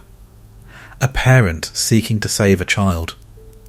A ruler trying to prevent the fall of a kingdom. A life unwilling to move quietly toward an end it did not choose. These moments are filled with urgency. They feel immediate, necessary, justified, and yet they unfold within a structure that does not yield. Those who challenge fate rarely do so without reason. They hear a prophecy, glimpse a future, sense an outcome that feels unbearable, and in response, they act. They make decisions that seem, in the moment, capable of changing everything. They remove themselves from danger, alter their surroundings, take steps that appear to redirect the path entirely. For a time, it works. The thread bends. Events shift. The feared outcome seems distant, even avoidable. This is what gives defiance its power. It creates the illusion of change. But the thread does not forget its shape. What appears as escape begins, slowly, to reveal itself as redirection. The actions taken to avoid fate become the very means through which it is fulfilled. The effort to step outside the pattern becomes another movement within it. This is the quiet paradox of defiance. It does not stand against fate, it participates in it. There is something deeply human in this. The desire to resist what feels inevitable is not a flaw. It is an expression of life itself. To accept without question, without struggle, would be to lose something essential. And so, mortals push back. They act. They choose. They attempt to carve a path that diverges from what has been set before them. And in doing so, they reveal the depth of the pattern. For the thread is not a rigid line that forbids movement. It allows for resistance. It allows for struggle. It allows for moments where it seems truly that something different might emerge. But these moments do not break the pattern. They complete it. The Moirai do not intervene when mortals challenge fate. They do not correct their actions, nor do they prevent their attempts. They do not guide them back toward what has been set. They simply continue their work, as though the challenge itself were already accounted for. Because it is. Every act of defiance, every attempt to escape, every decision made in opposition to what has been foretold, these are not disruptions. They are threads within the thread. This is what gives these stories their quiet weight. Not that mortals fail, but that their failure is not the result of weakness or error.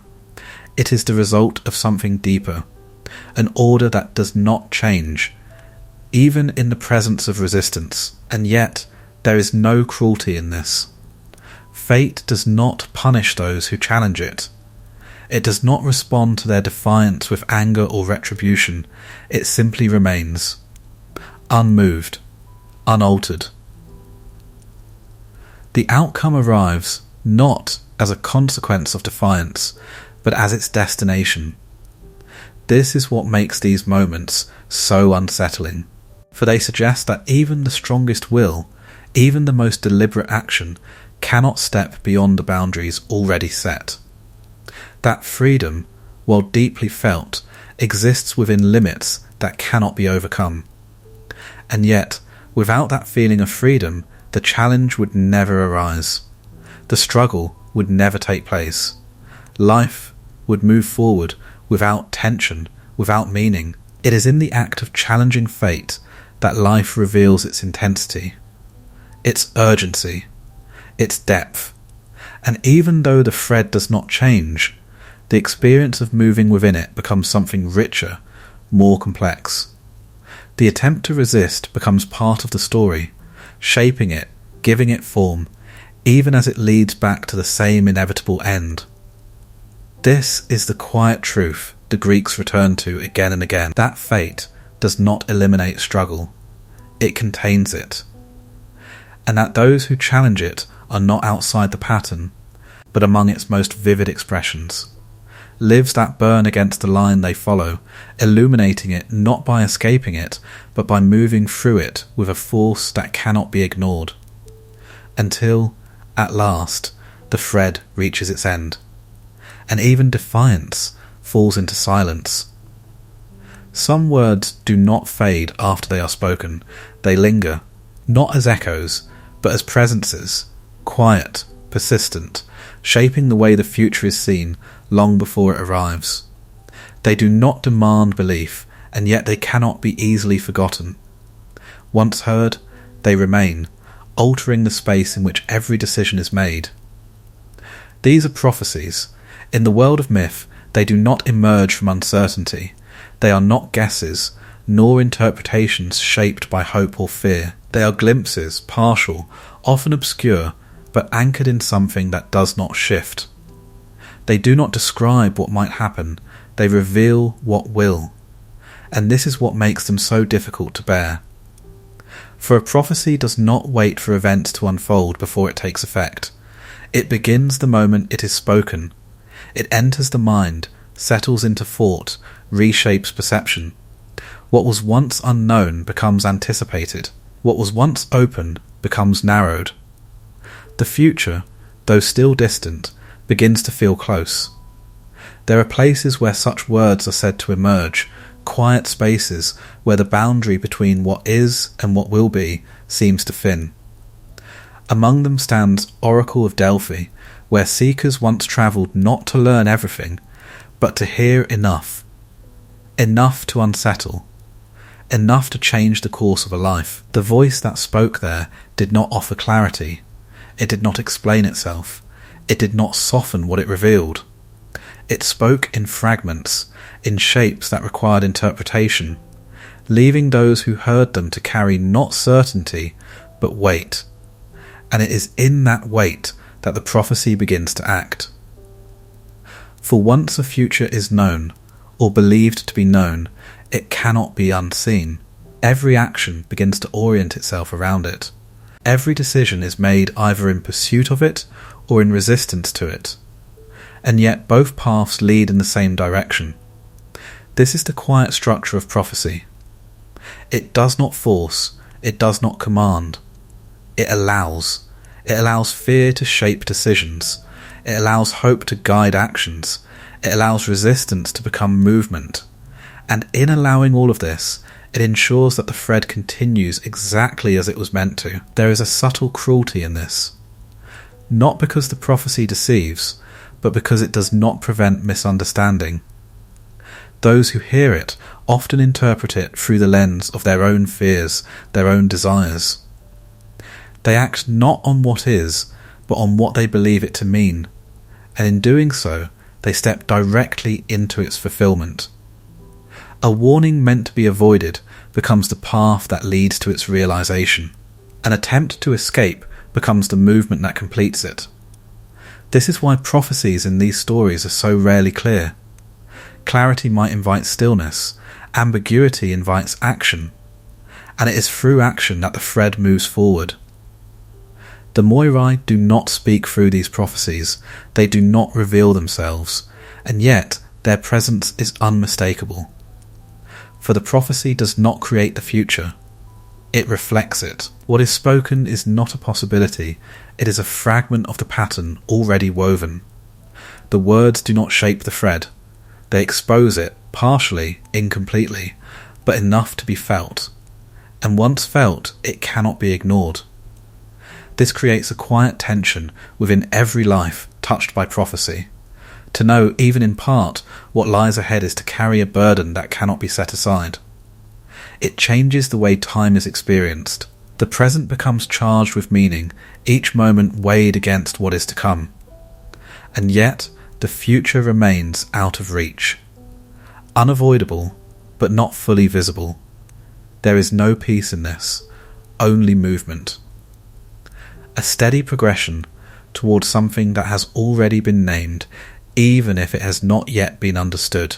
And when it finally arrives, when the moment that was spoken begins to take shape, it does not feel sudden.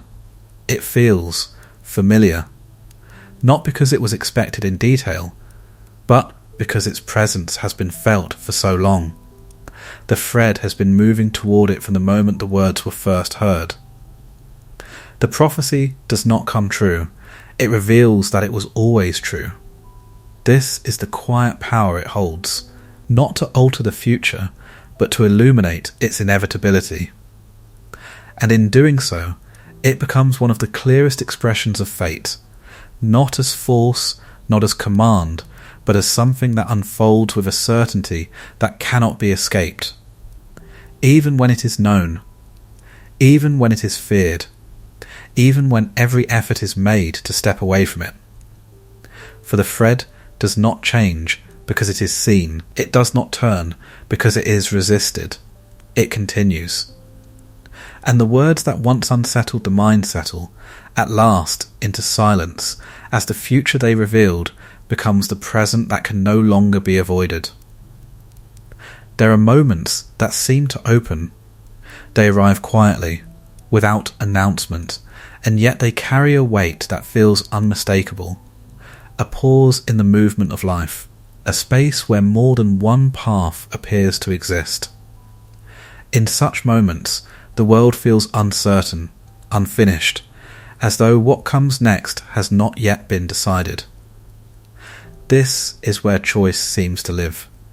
It is not constant. It does not accompany every breath or every step.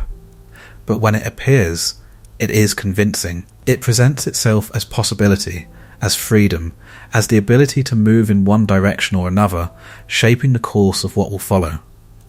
To experience this is to feel, deeply, that one's life is not entirely fixed, that something remains open.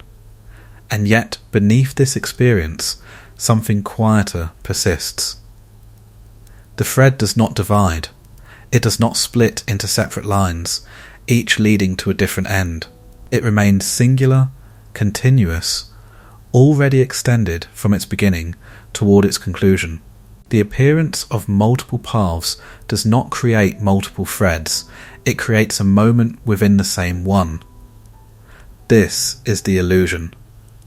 Not that choice exists, but that it exists outside the pattern.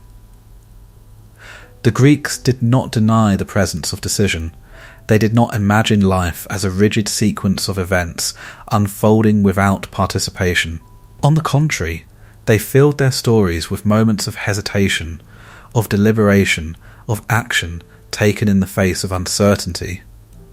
But they understood something deeper, that these moments, however real they feel, do not stand apart from fate. They are part of it. When a decision is made, it feels like a turning point, a moment where the future shifts, where one outcome replaces another. The mind reaches forward, imagining what might have been, comparing it to what is now set into motion. But the thread does not shift. It does not correct itself. It does not choose. It continues. This does not make the moment meaningless. If anything, it gives it a different kind of weight. For the act of choosing becomes not a divergence from the thread, but an expression of it. The decision does not create a new path, it reveals the one that was always there. There is a subtle tension in this, for the feeling of choice is immediate, undeniable. It carries emotion, consequence, responsibility. Without it, life would lose its sense of movement, its depth, its urgency. And yet, if every choice is already woven into the thread, then what is its true nature? It is not freedom from fate. It is movement within it. The illusion does not lie in the experience itself, but in its interpretation. To believe that choice stands outside the pattern is to misunderstand its place within it. Choice does not oppose fate, it gives it form. Every decision shapes the texture of the thread, the way it bends, the way it tightens, the way it moves through moments of tension or release, these are influenced by the choices made within it. But the length of the thread does not change. The end does not move further away or draw closer. It remains where it has always been. This is what gives the illusion its quiet power. It allows life to feel open even when it is contained. It creates a sense of agency even when the boundaries are fixed. It invites action even when the outcome is already set. Without this illusion, life would feel static. Without it, the thread would not move with the same depth. The Moirai do not interfere with this. They do not remove the sense of choice, nor do they reveal its limits. They allow it to exist as part of the unfolding of each life. The thread carries not only events, but experiences, the feeling of deciding, the weight of consequence, the belief that one might have done otherwise. And yet, beneath all of this, the pattern remains unchanged. There is a quiet irony here, for the more one reflects on the nature of choice, the more it begins to dissolve.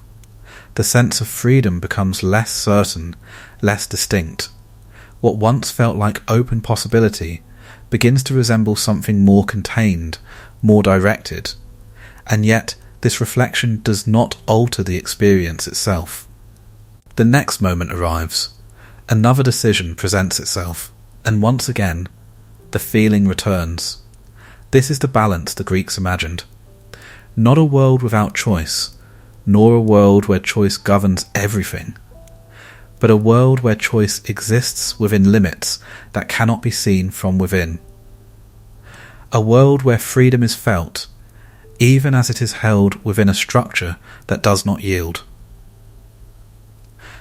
And so, each life continues, moving from moment to moment, decision to decision, guided by a sense of direction that feels its own, believing in each pause that something new might emerge, unaware that every possibility has already been woven into the same unbroken line, a line that does not divide, a line that does not change, a line that carries every choice within it, and continues, quietly, toward an end that has never once been uncertain. Not all resistance ends in silence.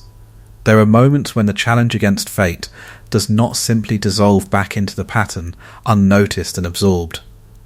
Instead, it lingers. It leaves a mark, not upon the thread itself, which does not change, but upon the one who dares to strain against it. This is where defiance takes on consequence, not as revenge, not as a deliberate act of correction, but as something that emerges naturally, as though the tension created by resistance must settle somewhere, must find its form within the life that holds it. The Greeks did not imagine punishment as something imposed arbitrarily. It was not the sudden anger of the gods, nor the unpredictable strike of an unseen force. It was, more often, the unfolding of what had already been set into motion, a continuation that carried within it the weight of the challenge itself. To resist fate is not to stand outside it, it is to move within it with force. And force, when it meets something that does not yield, does not disappear. It turns inward. There are stories, quiet, often heavy with repetition, of those who sought to defy what had been set before them. They acted not without reason, not without conviction.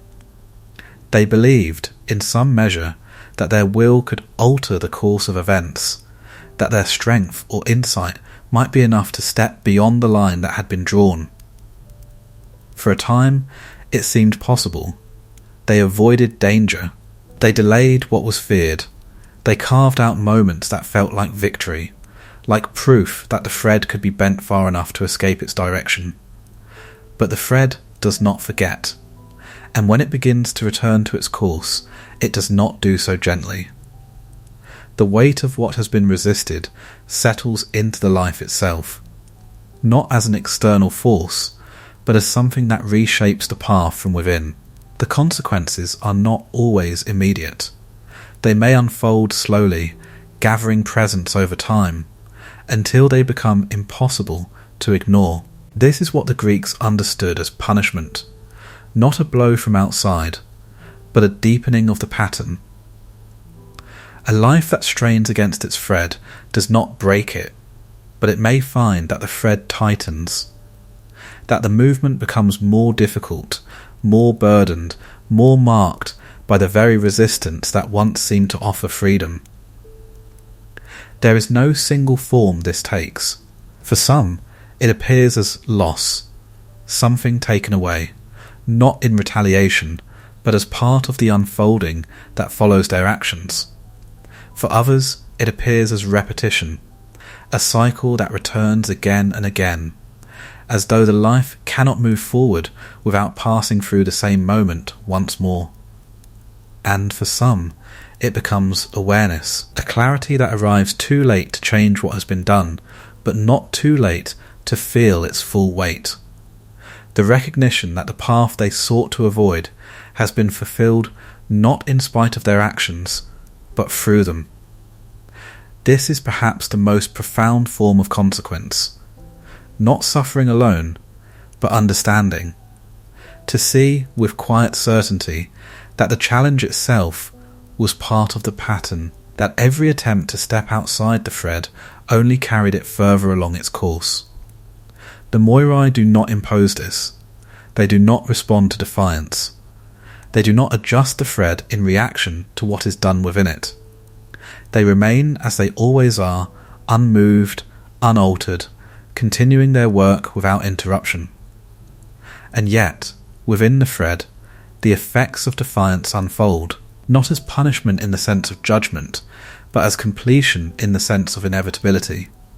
The life that resists does not escape the pattern, it deepens it. It creates tension, and that tension must find its place within the design. There is a quiet inevitability in this, for nothing within the thread exists without consequence. Every action, every movement, every resistance becomes part of the whole. It does not vanish. It does not exist in isolation. It carries forward, shaping what follows, giving form to the life that contains it. And so, defiance does not go unanswered.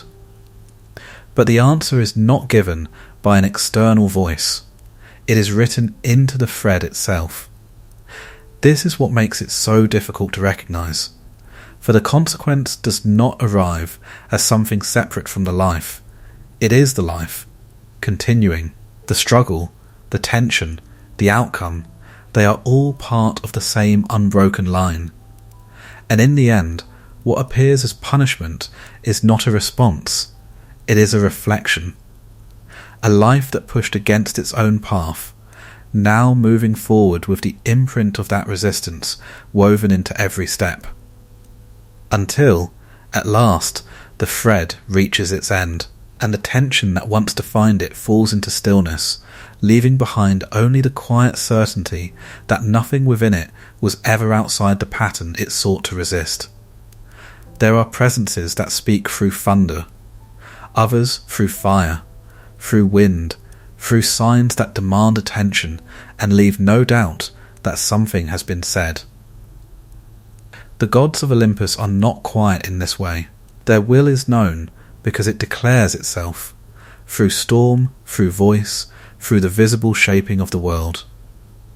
But the Moirai are not like this. They do not speak.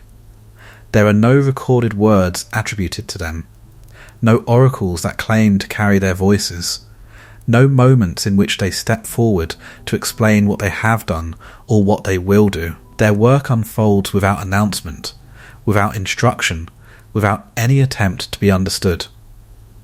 This is their silence, not the absence of sound, but the absence of explanation. It is a silence that does not ask to be filled. For mortals, silence invites interpretation. When something is not spoken, it is imagined. Meaning is placed where there is none declared. Questions arise, seeking answers that might bring clarity, or at least comfort. Why this life? Why this end? Why this moment and not another? The silence of the Moirai offers nothing in return. It does not respond to questioning. It does not provide reasons. It does not reveal intention. And in this, it becomes one of the most unsettling aspects of fate. For what cannot be understood cannot be negotiated with. What does not explain itself cannot be persuaded. There is no appeal within silence. The gods, for all their power, remain within reach of human thought. They can be angered, pleased, influenced. They act with motives that can be guessed at, even if they are not always clear. There is a sense, however distant, that they might be engaged with. The Moirai remain beyond this. They do not react. They do not favour. They do not punish or reward in ways that can be traced to intention. Their work does not depend on recognition, and it does not change in response to it. They continue. This is what makes their presence so absolute.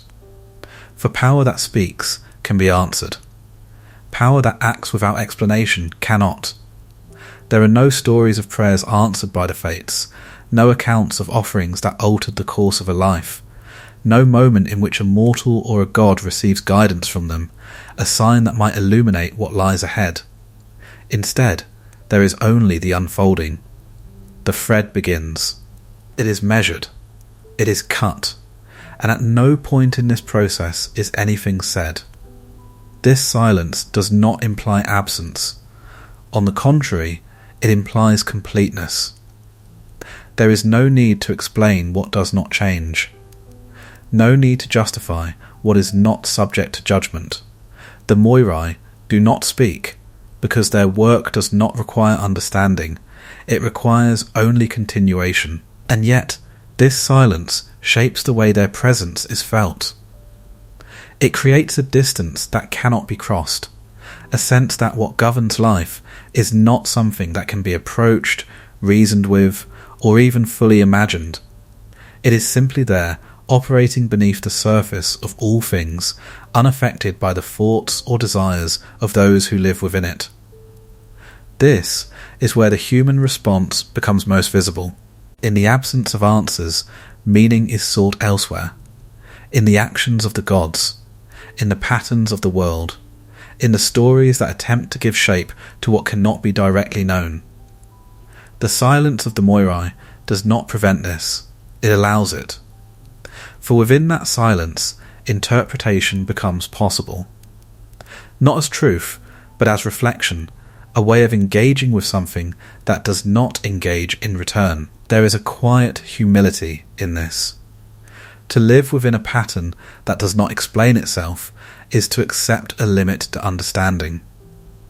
To recognize that not everything can be known, that not every question will receive an answer, that some aspects of existence remain beyond the reach of thought. The Greeks did not attempt to break this silence. They did not place words into the mouths of the fates, did not reshape them into figures that could be reasoned with or persuaded. Instead, they allowed them to remain as they were, distant, quiet, and absolute. And in doing so, they preserved something essential. The sense that fate is not a voice, not a command, not even a presence that seeks to be recognized, but something deeper, something that does not need to speak to be real, something that does not need to be understood to continue. And so, beneath every life, beneath every moment of choice, of struggle, of meaning, there remains that silence. Unbroken, unanswered, and yet always present, moving quietly through the thread, guiding it without ever once revealing why. There is a place where all threads lead, not quickly, not all at once, but steadily, each one moving, without exception, toward a depth that does not return what it receives. It is not a place of sudden arrival, but of quiet inevitability, where the movement of life settles into stillness. The Greeks called it underworld. It does not stand apart from the world above. It exists beneath it, alongside it, intertwined with it in a way that cannot be seen but can always be felt. Every life, no matter how long or brief, no matter how radiant or obscure, carries within it a direction that leads here, not by choice, not by force, but by completion. The Moirai do not dwell in this place. They do not sit beside its gates, nor do they guide the souls that enter it. Their work does not belong to the realm of the dead. It belongs to the thread that leads to it. They shape the movement toward the end, but they do not govern what follows. And yet, their presence is unmistakable here. For nothing enters the underworld before its thread has been cut. The boundary between life and death is not crossed gradually. It is marked, precise, absolute. One moment, the thread continues. The next, it does not. This is the moment where the work of Atropos meets the stillness of what lies beyond. The cut does not belong to the underworld, but it leads directly into it. There is no hesitation in this transition, no delay, no uncertainty. The soul does not wander, waiting to be gathered. It moves, as though drawn, into the depth that has always been waiting beneath the surface of life. Here, the presence of Hades is felt, not as a judge in the immediate sense, nor as a force that decides who may enter, but as a keeper of what has already been completed. His domain does not reach into the world to claim life. It receives what fate has already finished. This distinction is quiet, but essential. Death, in this sense, is not an act of taking, it is an act of arrival. The underworld does not pull the thread downward. It waits for the thread to end. And when it does, the transition is not violent, it is final. There is a stillness here that differs from the silence of the Moirai. Their silence exists within movement, within the unfolding of life.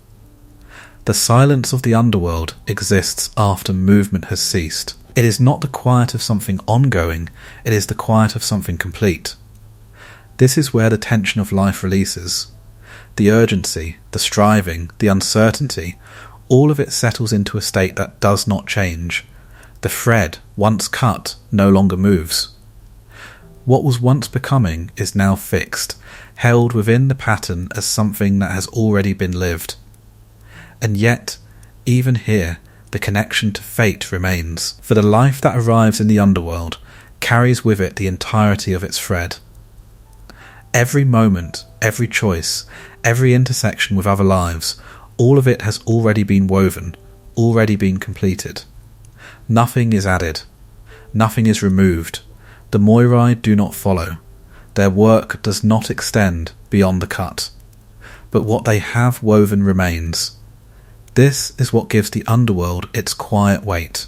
It is not a place of transformation. It is a place of continuation in a different form. Not of life, but of existence without change. The thread, though no longer extending, still belongs to the pattern. It remains part of the greater design, fixed in its place among all other threads that have reached their end. There is no escape from this, not upward, not outward, not even into forgetting, for the Greeks did not imagine death as dissolution, but as persistence. The life that has been lived does not vanish, it becomes something that cannot be altered. This is where fate reveals one of its final dimensions, that it does not end with the cutting of the thread, it carries what has been into stillness.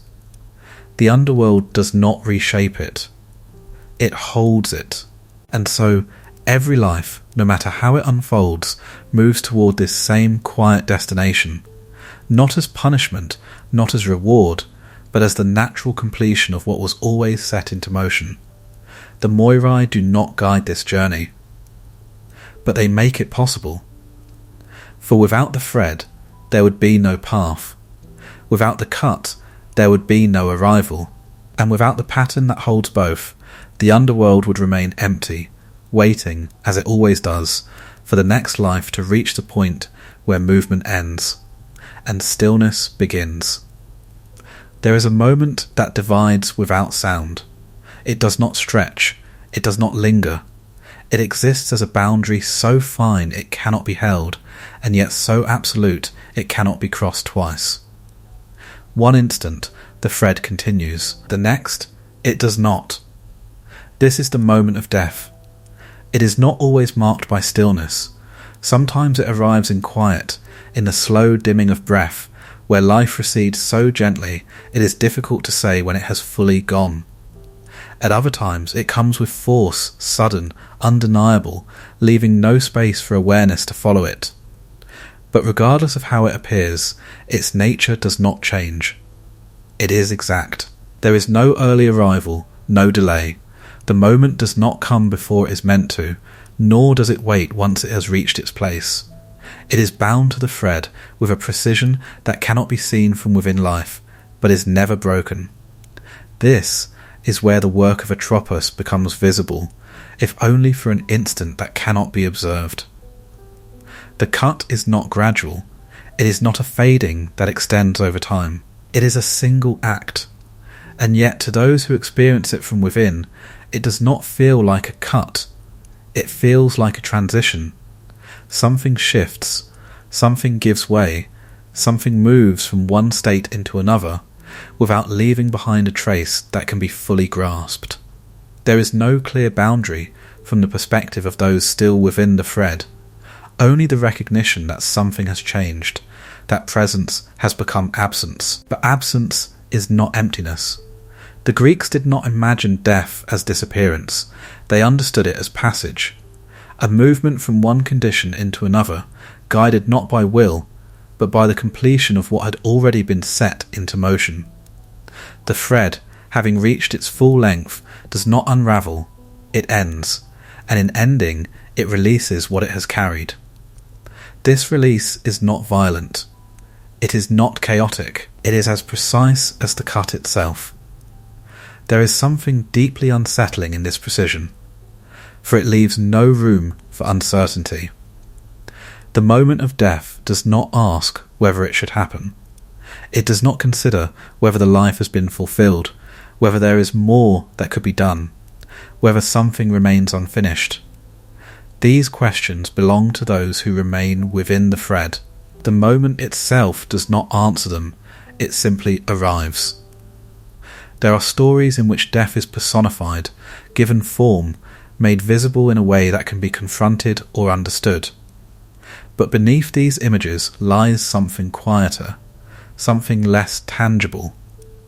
Death is not a figure, it is a boundary, a point at which movement becomes stillness. And that boundary does not shift, no matter how it is approached, whether with fear, acceptance, resistance, or ignorance, it remains the same. It does not respond to emotion. It does not change in the presence of desire. It holds. This is what gives it its quiet power.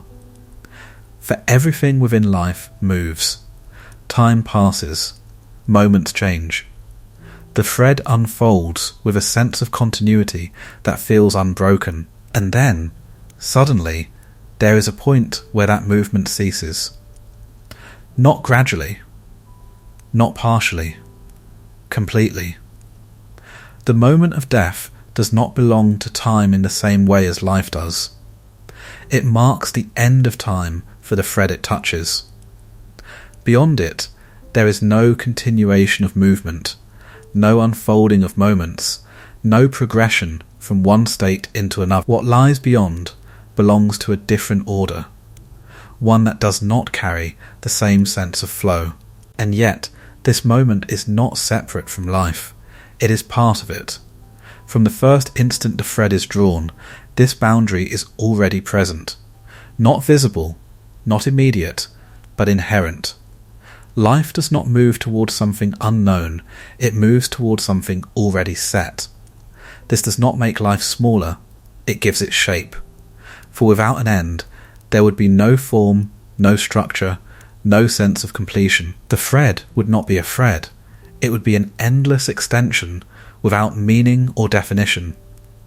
The moment of death gives the thread its final point, its conclusion, its quiet certainty, and so, when it arrives, it does not interrupt the life that precedes it. It completes it. This is the subtle truth that lies beneath all fear of death, that it is not an intrusion, not an external force that breaks into life, but a part of life itself, a point that has been present from the very beginning, waiting, without urgency, without delay. And when it comes, it does not ask to be understood, it does not pause to be acknowledged, it simply marks the place where the thread, having reached its end, can go no further. And in that single, silent moment, everything that has been lived becomes still. There is an instant that cannot be divided. It does not stretch into before and after. It does not allow itself to be examined, slowed, or held. It exists only as a boundary, absolute, indivisible, where continuation becomes stillness. This is the moment of the final cut. It is not the same as the approach of death. That approach may be long or brief, filled with awareness, or entirely without it. It may carry fear, or acceptance, or something quieter that cannot be named. But the cutting itself lies beyond all of this. It is not experienced, it is not perceived, it simply occurs. And at the centre of it stands Atropos. She does not move toward the thread. She does not prepare for the moment. She is already there. From the first instant the thread is drawn, her presence exists at its end, not waiting, not anticipating, but fixed, as certain as the beginning itself. The thread does not move toward her in time. It has always been aligned with her, always extending toward the point where it will no longer continue. This is what makes the final cut so precise. It is not a reaction, it is a completion. There is no hesitation in her hand, no pause to consider what the thread contains, no reflection on the life it has carried. Every joy, every sorrow, every moment of struggle or stillness, none of these alter the act. The thread has reached its measure, and so it ends. The image of the shears is often imagined as sharp, sudden, decisive, but the deeper truth lies not in their force, but in their certainty. The cut does not tear, it does not disrupt, it separates cleanly, as though the thread itself has reached a point where it can no longer continue. There is no excess, no remainder, nothing extends beyond it. This is what gives the moment its quiet finality. For in that instant, everything contained within the thread becomes fixed. The movement that once defined it, the unfolding of moments, the passage of time, the shifting of experience, all of it ceases, not gradually, not partially, completely. And yet, nothing is lost. The thread, though no longer extending, does not vanish. It remains within the pattern, held in the place it has reached, complete in its form. Every part of it still exists, not as something that continues, but as something that has been. This is the subtle distinction. The cut does not erase, it concludes. There is a stillness that follows this act, deeper than any silence within life. It is not the quiet between moments, not the pause before something begins again. It is the quiet of something that has reached its end, that no longer moves, that no longer changes. And within that stillness, the thread remains. This is where the presence of the Moirai begins to withdraw. Not because they leave, but because their work is done. There is no more to spin, no more to measure, no more to cut. The life has reached its limit, and the pattern has received what it was always meant to hold. They do not linger, they do not look back. They continue endlessly with other threads, other lives, other beginnings and endings that unfold with the same quiet precision. The thread that has been cut does not call them back. It no longer belongs to movement. It belongs to completion. There is something deeply unsettling in this, but also something strangely calm. For the final cut does not come as chaos. It does not break the pattern. It affirms it. Everything that has occurred within the thread, every choice, every resistance, every moment that felt uncertain or open, has led to this point, not as a failure of freedom, but as its boundary, not as an interruption, but as its end. The thread has done what it was meant to do. It has carried a life. And now it rests. The Greeks did not imagine this moment as something to be seen or understood in detail. It was not meant to be grasped. It was meant to be accepted as part of the structure that holds all things together. For without the final cut, there would be no completion. Without completion, there would be no pattern, and without the pattern, there would be no meaning in the movement that precedes it. And so, somewhere beyond perception, beyond memory, beyond the reach of thought, the shears close. Not with force, not with sound, but with a certainty that has never once faltered. And in that silent instant, the thread, having reached the end it has always carried within it, is separated from all that might have followed, and becomes, at last, whole. There is a stillness that follows completion, not the quiet of pause, nor the silence between moments, but something deeper, a state in which movement no longer exists, where what has been done no longer changes, and what has been lived settles into a form that cannot be undone. It is here, in this stillness, that another question begins to emerge. Not about how life unfolds, but about what remains after it is ended. The Greeks did not imagine that the cutting of the thread dissolved what had been lived. The thread, once completed, did not vanish into nothingness. It remained, fixed, whole, and unalterable, carrying within it every moment that had ever taken shape. And within this permanence, the idea of judgment begins to take form, not as a sudden decree, not as a voice that rises to condemn or to reward, but as something quieter, more inherent. A weighing that does not need to be announced, because it is already contained within the life itself. In the depths of the underworld, where movement has ceased and the threads of countless lives have come to rest, there are those who observe what has been completed. Among them are figures like Minos, Rhadamanthus, and Aeacus, names that carry the quiet weight of discernment. They do not shape fate.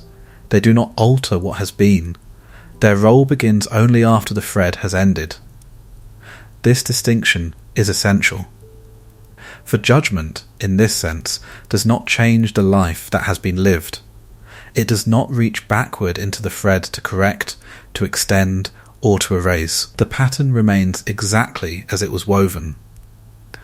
What judgment does is recognize. It sees the thread as it is, complete, unchangeable, held within the greater design. It perceives not only the actions that took place, but the shape they formed, the way the life moved within its limits, the way it carried itself from beginning to end. And in this recognition, something settles. The Greeks imagined this not as a simple division between reward and punishment, but as a continuation of order.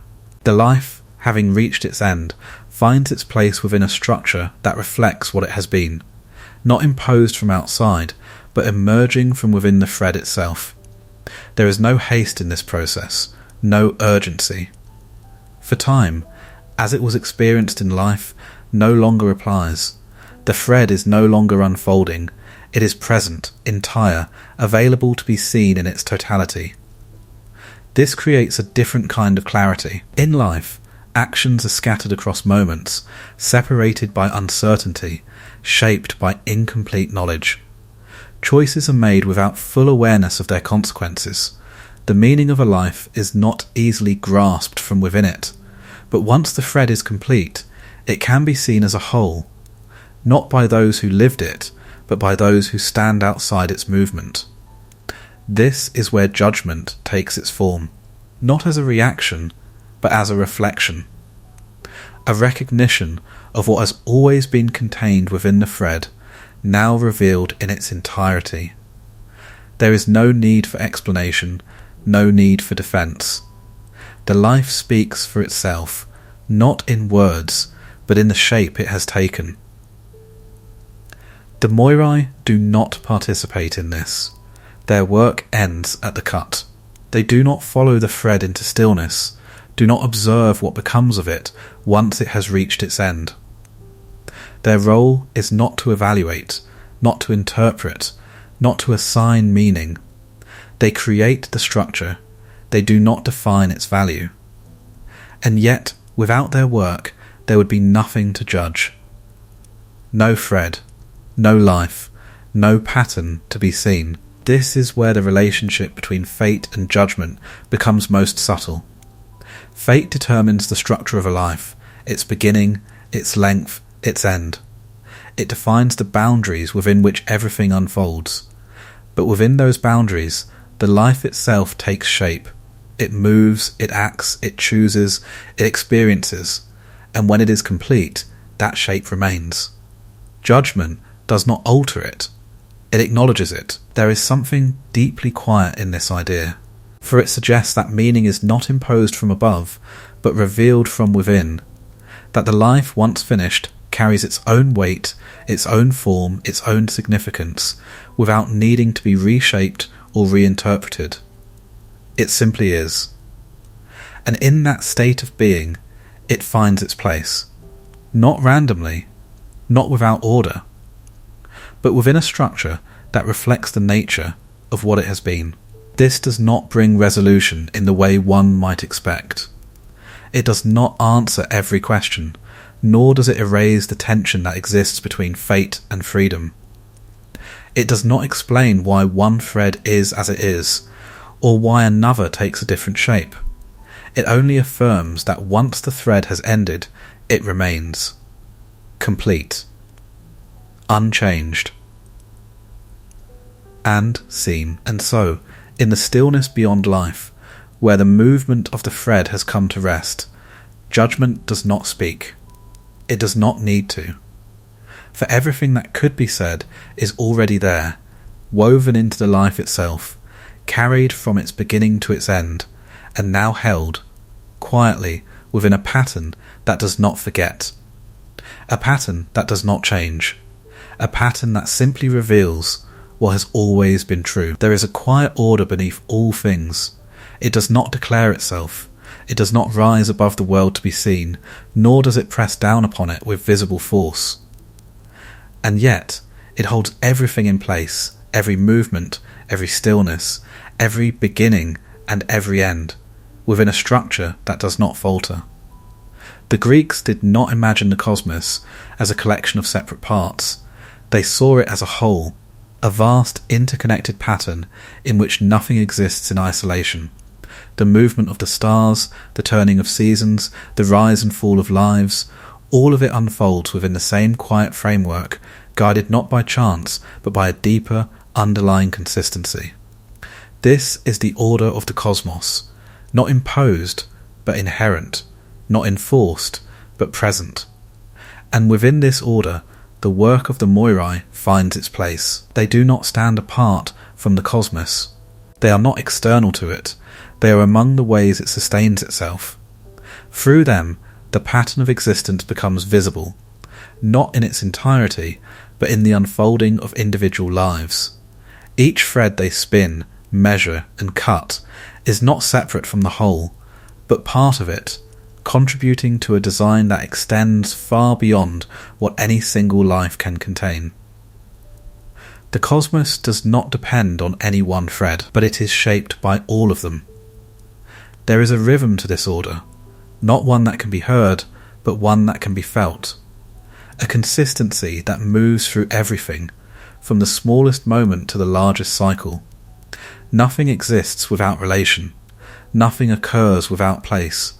Even what appears chaotic belongs. This is what distinguishes order from control. Control imposes. Order allows. The Moirai do not force life into a rigid structure. They do not dictate each moment, each action, each outcome. Instead, they define the boundaries within which life unfolds. The thread has a beginning, it has a length, it has an end.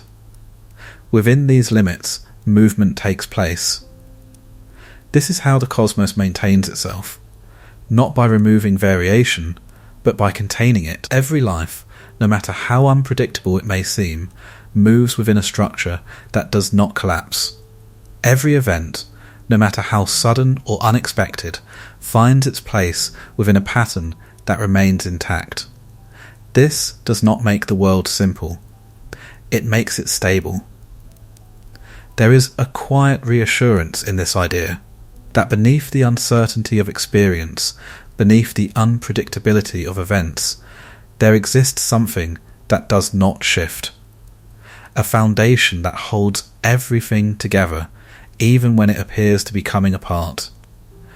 And yet, there is also something unsettling in it. For if everything belongs to the order of the cosmos, then nothing exists outside it. There is no space beyond a pattern, no moment that escapes its structure, no life that moves independently of its design. Even the gods, with all their power, act within this order. They shape events, influence outcomes, alter the surface of the world, but they do not change the underlying structure that holds it together. Their actions are part of the cosmos, not above it. This is where the idea of fate reaches its widest expression. It is not limited to individual lives. It is not confined to moments of beginning or end. It extends through everything. The movement of time, the alignment of events, the way one life touches another, and another, and another. All of it unfolds within the same vast design. And yet, this design is never fully seen. No single perspective can hold it. No mind, mortal or divine, can grasp its entirety. It reveals itself only in fragments, in the turning of seasons, in the repetition of patterns, in the quiet sense that what occurs does not occur without place. This is why the Moirai remain distant. For to stand at the centre of this order would be to see what cannot be seen, to understand what cannot be fully understood. They do not explain the cosmos, they express it. Through every thread they handle, they bring a small part of the pattern into being. They do not reveal the whole, but they ensure that the whole continues. This is their role, not as rulers, not as judges, but as sustainers of the order that underlies all things. And so, beneath the movement of life, beneath the rise and fall of stories, beneath the countless threads that begin and end without pause, there remains that quiet, unbroken structure, holding everything, containing everything, giving shape to everything. The cosmos does not speak of this order. It does not name it. It does not ask to be recognized. It simply continues. And within it, every life, no matter how brief, how vast, how luminous or how quiet, moves along its thread, contributing to a pattern that stretches beyond all understanding. A pattern that does not falter. A pattern that does not end. A pattern that exists, whether it is seen or not. There are patterns that do not remain in one place. They move, quietly, almost imperceptibly, from one culture to another, carried not by force, but by recognition. A shape glimpsed in one world finds its reflection in another, altered slightly, renamed, yet still familiar in its essence. So it was with the Fates. As the Greek imagination gave way, slowly, to the expanding reach of Rome, the threads did not unravel. They were gathered, reinterpreted, and woven again into a new language, a new structure of thought. The Moirai did not disappear. They became the Parquet. Parquet. The names shifted, but the presence remained. Nona took the place of the beginning, drawing the first line of existence into form. Decima followed, determining its length with the same quiet precision. And Morta stood at the end, where all threads must eventually arrive. Three figures, once again, not rulers, not creators in the visible sense, but presences that define the shape of life without ever stepping fully into it. And yet something subtle had changed. The Roman world did not imagine fate in quite the same way as the Greeks. Where the Greek vision often lingered in ambiguity, in tension between knowledge and mystery, between inevitability and illusion, the Roman mind sought structure. It leaned toward order that could be named, categorized, placed within a system that reflected the broader discipline of their world.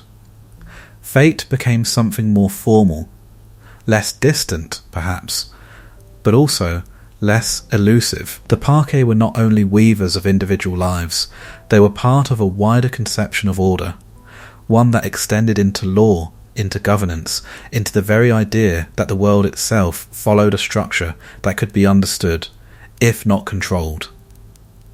And yet, even within this shift, their essence remained unchanged.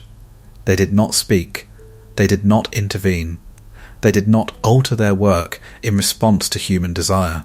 The thread was still drawn, it was still measured, it was still cut. There is something quiet in this continuity, for it suggests that while names may change, while cultures rise and reshape the stories they inherit, certain ideas remain intact, carried forward not because they are imposed, but because they are recognized. The Parcae did not replace the Moirai. They revealed them again, in a different light, under a different sky. This is the nature of patterns that belong to something deeper than any single tradition. They do not remain fixed in form. They adapt, they shift, they take on new shapes, but beneath those changes, their structure holds. The Romans, with their emphasis on destiny as part of a greater civic and cosmic order, saw in the Parcae something that aligned with their own understanding of the world. Fate was not only personal, it was collective. It extended beyond individual lives, into the movement of history itself, into the rise and fall of empires, into the sense that even great civilizations moved along a thread they did not fully control. This broadened the pattern. What had once been seen primarily through the lens of individual existence became something larger, more encompassing. The thread of a single life was no longer the only focus. It became part of a greater weaving, one that included nations, armies, leaders, and the shifting course of time itself. And yet, even as the scale expanded, the nature of fate did not change. It remained quiet, unseen, unyielding. The Parcae did not guide Rome's destiny any more than the Moirai guided the lives of Greek heroes. They did not favour one empire over another. They did not adjust their work to reflect the ambitions of those who sought to shape history. They simply continued. This is what gives their presence its quiet endurance. For they are not bound to a single story, nor to a single people. They exist wherever the idea of inevitability takes form, wherever life is understood as something that begins, unfolds, and ends within a structure that cannot be escaped. The names change, the language shifts, the imagery adapts, but the thread remains. And so, as the world moved from one era to another, from one way of seeing to the next, the weavers did not disappear into the past. They moved with the pattern itself, appearing wherever the question of fate arose, wherever the quiet recognition of limits returned. Not as relics, not as echoes, but as continuations. And in this, the Parcae stand not as a separate vision of fate, but as part of the same unbroken design, a reminder that what governs the thread is not confined to one place or time, but extends wherever life unfolds, and wherever it must, inevitably, come to its end. There are moments when the pattern grows louder, not in sound, but in scale. When a single life ends, the thread falls quietly into stillness. But when many lives move together, when armies gather, when cities rise and collapse, when the ground itself seems to carry the weight of countless endings, the pattern does not change, yet it becomes more visible. This is where fate moves through war, not as chaos, though it appears that way. Not as disorder, though it feels uncontained, but as a convergence of threads, drawn together, crossing in numbers too vast to follow, forming a pattern that cannot be understood from within it. On the surface, war is driven by will. Leaders decide. Armies march. Battles are fought with intention, with strategy, with the belief that outcomes can be shaped, victories secured, futures altered. Empires rise from these moments, or fall. And yet, beneath all of this, the thread remains unchanged. Each life that enters the field carries its own measure, its own limit, already set long before the clash begins. The movement of war does not extend or shorten these threads. It brings them together, aligns them, allows them to intersect in ways that reveal the scale of the pattern. Thousands of lives, each moving toward its own end, arrive at the same place. Not by coincidence, but by design. This is what gives war its quiet inevitability. Not that it must happen in the way it does, nor that every moment within it is fixed in detail, but that the threads involved have already been drawn into alignment, already moving toward a convergence that cannot be fully avoided. To those within it, war feels immediate. Decisions carry weight. Outcomes seem uncertain. Victory and defeat appear to hinge on moments, on a single action, a single misstep, a single shift in the balance of force. And yet, when seen from a distance, something else emerges. A sense that what unfolds does so with a strange consistency, as though the countless decisions, the chaos of movement, the unpredictability of conflict, all fall into place within a structure that does not break. Empires often believe themselves to be beyond this. They rise with confidence, with the sense that their power can shape the future, that their reach can extend indefinitely, that their influence can secure permanence. But the thread of an empire is no different from that of a life. It begins, it expands, it reaches its height, and then it declines. Not always suddenly, not always visibly at first, but inevitably. The Romans, who inherited the idea of fate and reshaped it within their own world, saw this in the movement of their own history. Their empire stretched across vast lands, carried by discipline, by ambition, by a belief in order that could not easily be undone. And yet, even this order existed within a larger pattern. The rise was not without limit. The expansion was not without end. The thread, however vast, was still measured. This is where fate moves beyond the individual, not replacing personal threads, but weaving them into something larger, something that includes not only lives, but collective movement, shared direction. The slow unfolding of events that shape entire civilizations. And yet, even here, the nature of fate does not change. The Moirai do not step into the battlefield. They do not guide the outcome of a single strike, nor do they decide which side will prevail in any immediate sense.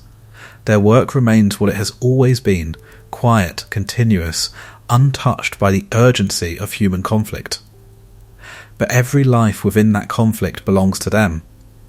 Every thread that enters the field has already been spun, already measured, already moving toward its end. War does not create fate. It reveals it. It gathers threads into a single moment, allowing their endings to occur in proximity, in intensity, in a way that makes the pattern more visible than it would otherwise be. And when the battle ends, when the noise fades and the movement settles, the pattern remains. Lives have reached their limit, others continue. The empire shifts, perhaps strengthened, perhaps weakened, perhaps already beginning its slow movement toward decline. But nothing has stepped outside the thread. This is the quiet truth beneath all conflict, that even in the most violent, most unpredictable moments, the structure of fate does not falter. It holds, unseen, unbroken, and as armies rise and fall, as cities are built and undone, as history moves forward with a force that feels unstoppable, the threads continue, each one following its course, each one moving steadily toward a point where it will no longer continue.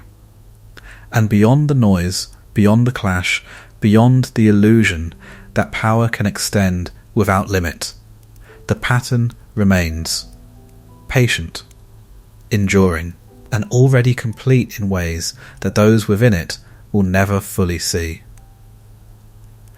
There are moments when stories begin to turn inward. No longer content with what happens, they begin to ask why it happens, not with urgency, not with the expectation of clear answers, but with a quiet persistence, a desire to look beneath the surface of events and glimpse the structure that holds them together. This is where myth becomes thought, where the presence of the Moirai, once felt through story and image, begins to take shape in reflection, carried into the works of those who did not merely tell stories, but examined them, unfolded them, and allowed their deeper tensions to emerge. Among these voices stands Sophocles, whose tragedies do not seek to escape fate, but to dwell within it.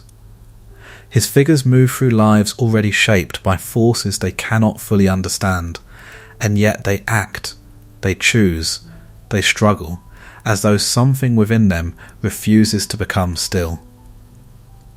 In these stories, fate is not distant. It is immediate. It surrounds each moment, not as a visible presence, but as something that presses quietly against every decision. The characters do not merely experience fate, they encounter it again and again in ways that reveal its complexity rather than resolve it. This is the nature of tragedy.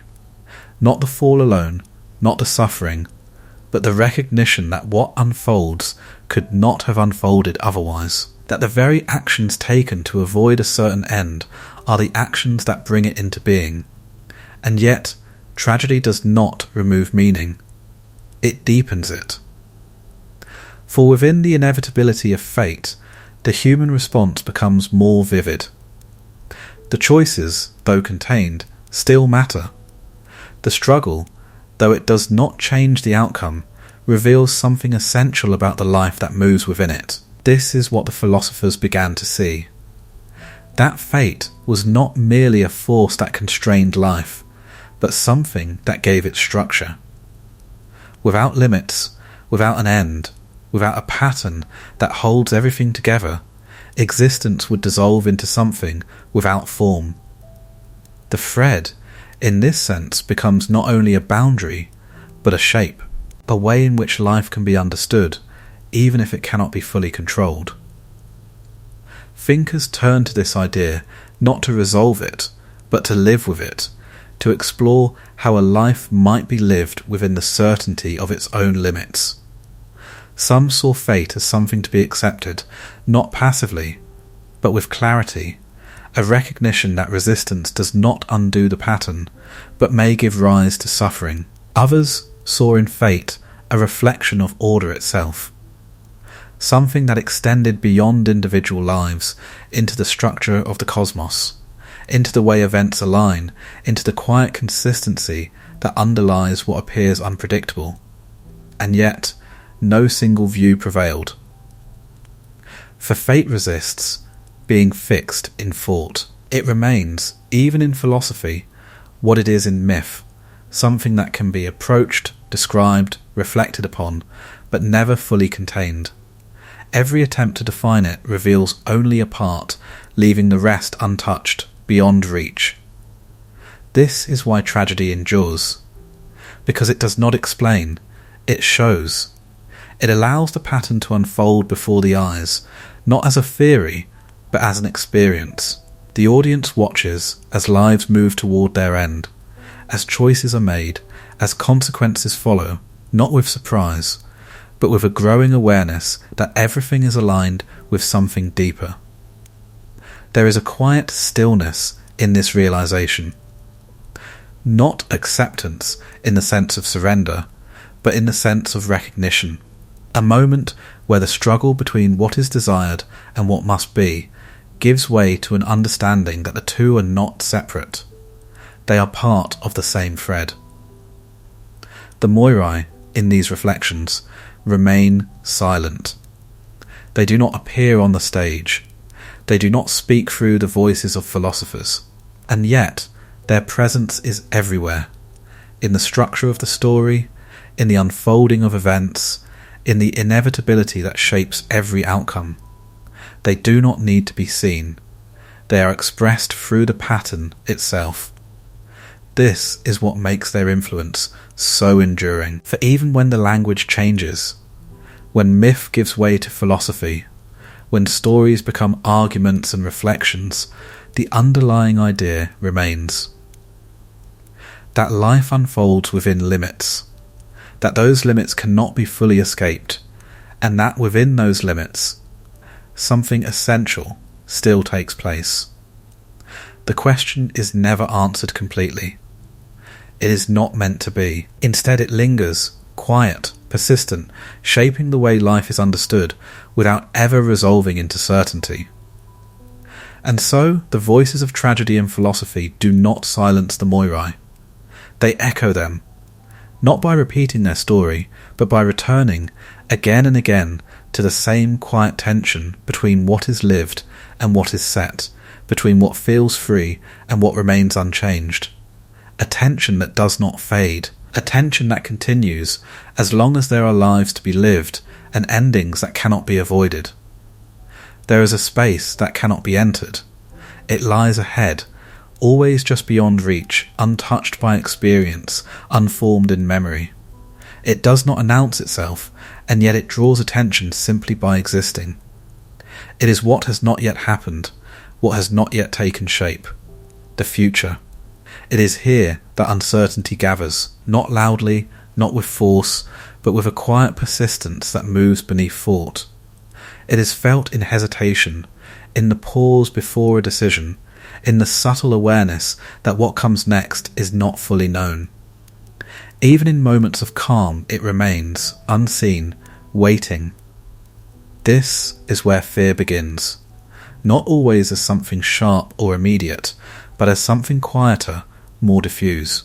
A sense that what lies ahead may carry loss, or change, or endings that cannot yet be understood.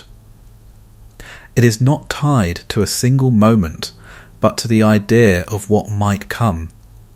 And yet, within the structure of fate, the future is not uncertain, it is already woven. This is the quiet contradiction at the heart of existence. For while the thread extends forward with a fixed direction, those who live within it do not see where it leads. They move step by step, moment by moment, experiencing the future as something open, something undefined. The Moirai do not reveal it. They do not offer glimpses of what lies ahead, nor do they provide clarity that might ease the tension of not knowing. Their work remains hidden, their pattern unseen, leaving each life to move forward without certainty. This is what gives the future its weight. Not that it is empty, but that it is concealed. There are attempts, of course, to reach into it, to uncover its shape before it arrives. Prophecies, omens, signs, these are ways of touching the edge of what has already been set. But they do not remove uncertainty. They often deepen it, revealing fragments without context, shapes without clarity. To know too little is unsettling. To know too much is no comfort. And so, most lives move within a space between these two extremes, aware that something lies ahead, but unable to see it fully. This is where fear takes its quiet form. It is not always directed toward a specific event. It is not always tied to a clear outcome. It exists as a response to the unknown itself, the sense that what is coming cannot be controlled, cannot be fully prepared for, cannot be avoided once it begins to unfold. And yet, within the structure of fate, this fear does not change the thread. It does not alter what has been set. The future remains what it is, regardless of how it is anticipated. This is what makes the experience of it so complex. For fear belongs to the present. It shapes how one moves, how one decides, how one approaches the moments that lead forward. It can cause hesitation, or urgency, or a desire to hold on to what already exists, rather than step into what has not yet arrived. But the thread does not pause. It does not slow. It continues. There is a quiet irony in this, that the future, though already woven, is experienced as though it were open. That fear, though deeply felt, does not alter what is to come. That life moves forward with a sense of uncertainty, even as its direction has already been set. And yet, this uncertainty is not without meaning. Without it, life would lose its sense of movement, its sense of unfolding. The future, if fully known, would no longer feel like something approached. It would feel like something already lived. The tension between what is known and what is not gives life its depth, its immediacy, its quiet urgency. The Greeks did not seek to remove this fear. They recognized it. They understood that to live within fate is not to be free from uncertainty, but to carry it as part of the experience of moving through time. The unseen future is not an error in the pattern. It is part of it. The Moirai do not conceal it out of intention. They simply do not reveal it. And in that absence of revelation, life unfolds as it must, step by step, moment by moment, carried forward by a thread that cannot be fully seen from within. There is no way to step outside this, no way to stand at a distance and observe the entire path before it is lived.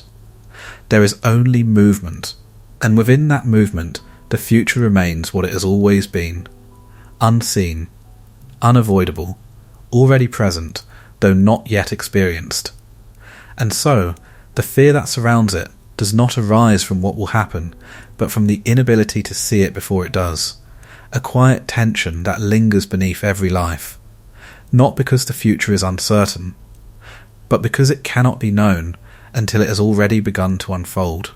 There is a feeling that does not belong to any single time. It moves quietly through generations, untouched by the passing of years, unchanged by the rise and fall of names, beliefs, and empires. It lingers in the background of thought, not always noticed, but never entirely gone. A sense that life is not entirely open, that beneath its movement, beneath its choices and uncertainties, something remains, already shaped. The ancients gave this feeling a form. They called it the thread. And though the names of the Moirai have faded from daily speech, though their presence no longer stands at the centre of how the world is understood, the pattern they represent has not disappeared. It remains. Not as a story alone, but as a quiet recognition that continues to surface again and again in different ways, under different names. Even now, there are moments when the thread becomes visible. Not in its entirety, not in a way that can be fully grasped, but in fragments, in the way events align, in the way certain paths seem to unfold with a strange inevitability, in the way beginnings and endings carry a sense of quiet precision that cannot be explained. A meeting that feels unlikely, yet occurs. A moment that alters everything, though it seemed insignificant before it arrived. An ending that, in retrospect, feels as though it had always been approaching. These are not proofs, they are impressions. Glimpses of something that does not reveal itself directly. And yet, they are enough to suggest that the thread has not unravelled. It has only changed how it is seen. The language of fate may no longer shape the world as it once did, but the experience of it remains. It exists in the questions that arise without answer, in the sense that some things lie beyond control, beyond prediction, beyond the reach of even the most careful intention. It exists in the quiet awareness of limits, not as constraints imposed from outside, but as boundaries that define the shape of life itself. This is where the thread continues to bind, not as a force that restricts, but as a structure that holds. For without boundaries, life would lose its form. Without an end, it would lose its meaning. Without a pattern, it would dissolve into something that cannot be understood or experienced in any coherent way. The Moirai, in their silence, expressed this. They did not demand belief. They did not require recognition. They simply represented something that does not depend on being seen, and in this, they remain. Not as figures standing at the edge of existence, but as an idea woven into the way life is felt, a quiet understanding that beneath movement, beneath change, beneath the illusion of endless possibility, there exists something steady, something that does not shift. This does not remove the experience of choice. It does not diminish the significance of action, of decision, of the way a life is lived from moment to moment. These remain as vivid, as immediate, as meaningful as they have always been. But they exist within something larger, a structure that does not change in response to them, but contains them, gives them place, gives them form. This is the quiet balance that persists. Between movement and stillness, between freedom and boundary, between what is felt and what is set. It cannot be resolved. It is not meant to be. It continues, as it always has, carried within each life, shaping it in ways that are rarely seen but often sensed. And so, the threads remain, not visible, not fully known, but present. They move through lives as they always have, beginning without announcement, unfolding with quiet consistency, and ending with a precision that cannot be altered. And within this movement, something deeper continues to exist, not as a conclusion, not as an answer, but as a presence, a pattern that does not demand attention, yet never disappears, a structure that holds everything even as it remains unseen, and somewhere, beyond the reach of memory, beyond the edge of thought, the weaving continues, endlessly, patiently, drawing new threads into being, carrying them forward, and bringing them, in time, to their end. As it always has, as it always will, without sound, without pause, and without ever needing to be known, to remain true.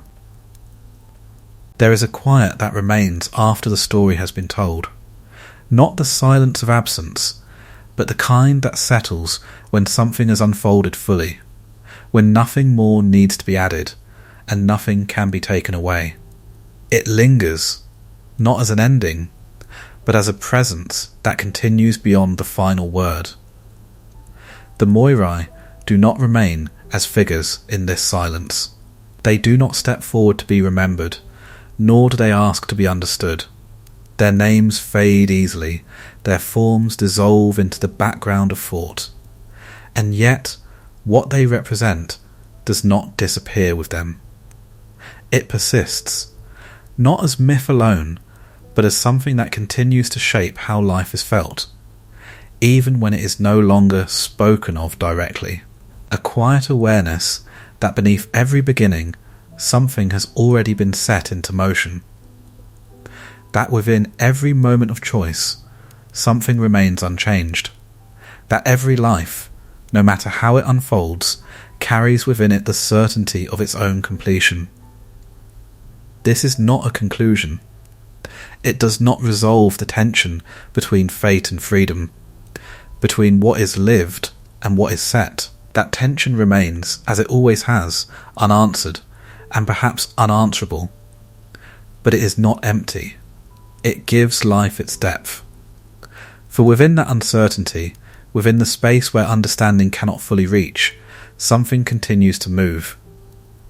Choices are still made, moments are still lived, the thread still unfolds, even if it cannot be seen in its entirety. The Moirai do not take this away. They do not diminish the experience of living, nor do they render it meaningless. If anything, they give it shape. A beginning that is not endless, a path that does not extend without form, an end that allows the whole to be seen, even if only in stillness. There is a quiet dignity in this, not in knowing, but in moving forward without knowing, not in control, but in continuing. Life does not pause to understand the pattern, it moves within it, and perhaps this is where the story settles, not in the figures who wove the threads, nor in the lives that were carried by them, but in the recognition that the pattern itself remains, unseen, unbroken, present in ways that do not require belief. And so, even now, as time continues to move, as new lives begin, and others come to their quiet end, the weaving does not stop. It does not slow. It does not change. It continues, as it always has, drawing lines that will be lived, shaping moments that will be felt, and carrying everything, gently and without sound, toward a stillness that has never once failed to arrive. And in that stillness, nothing is lost, only completed.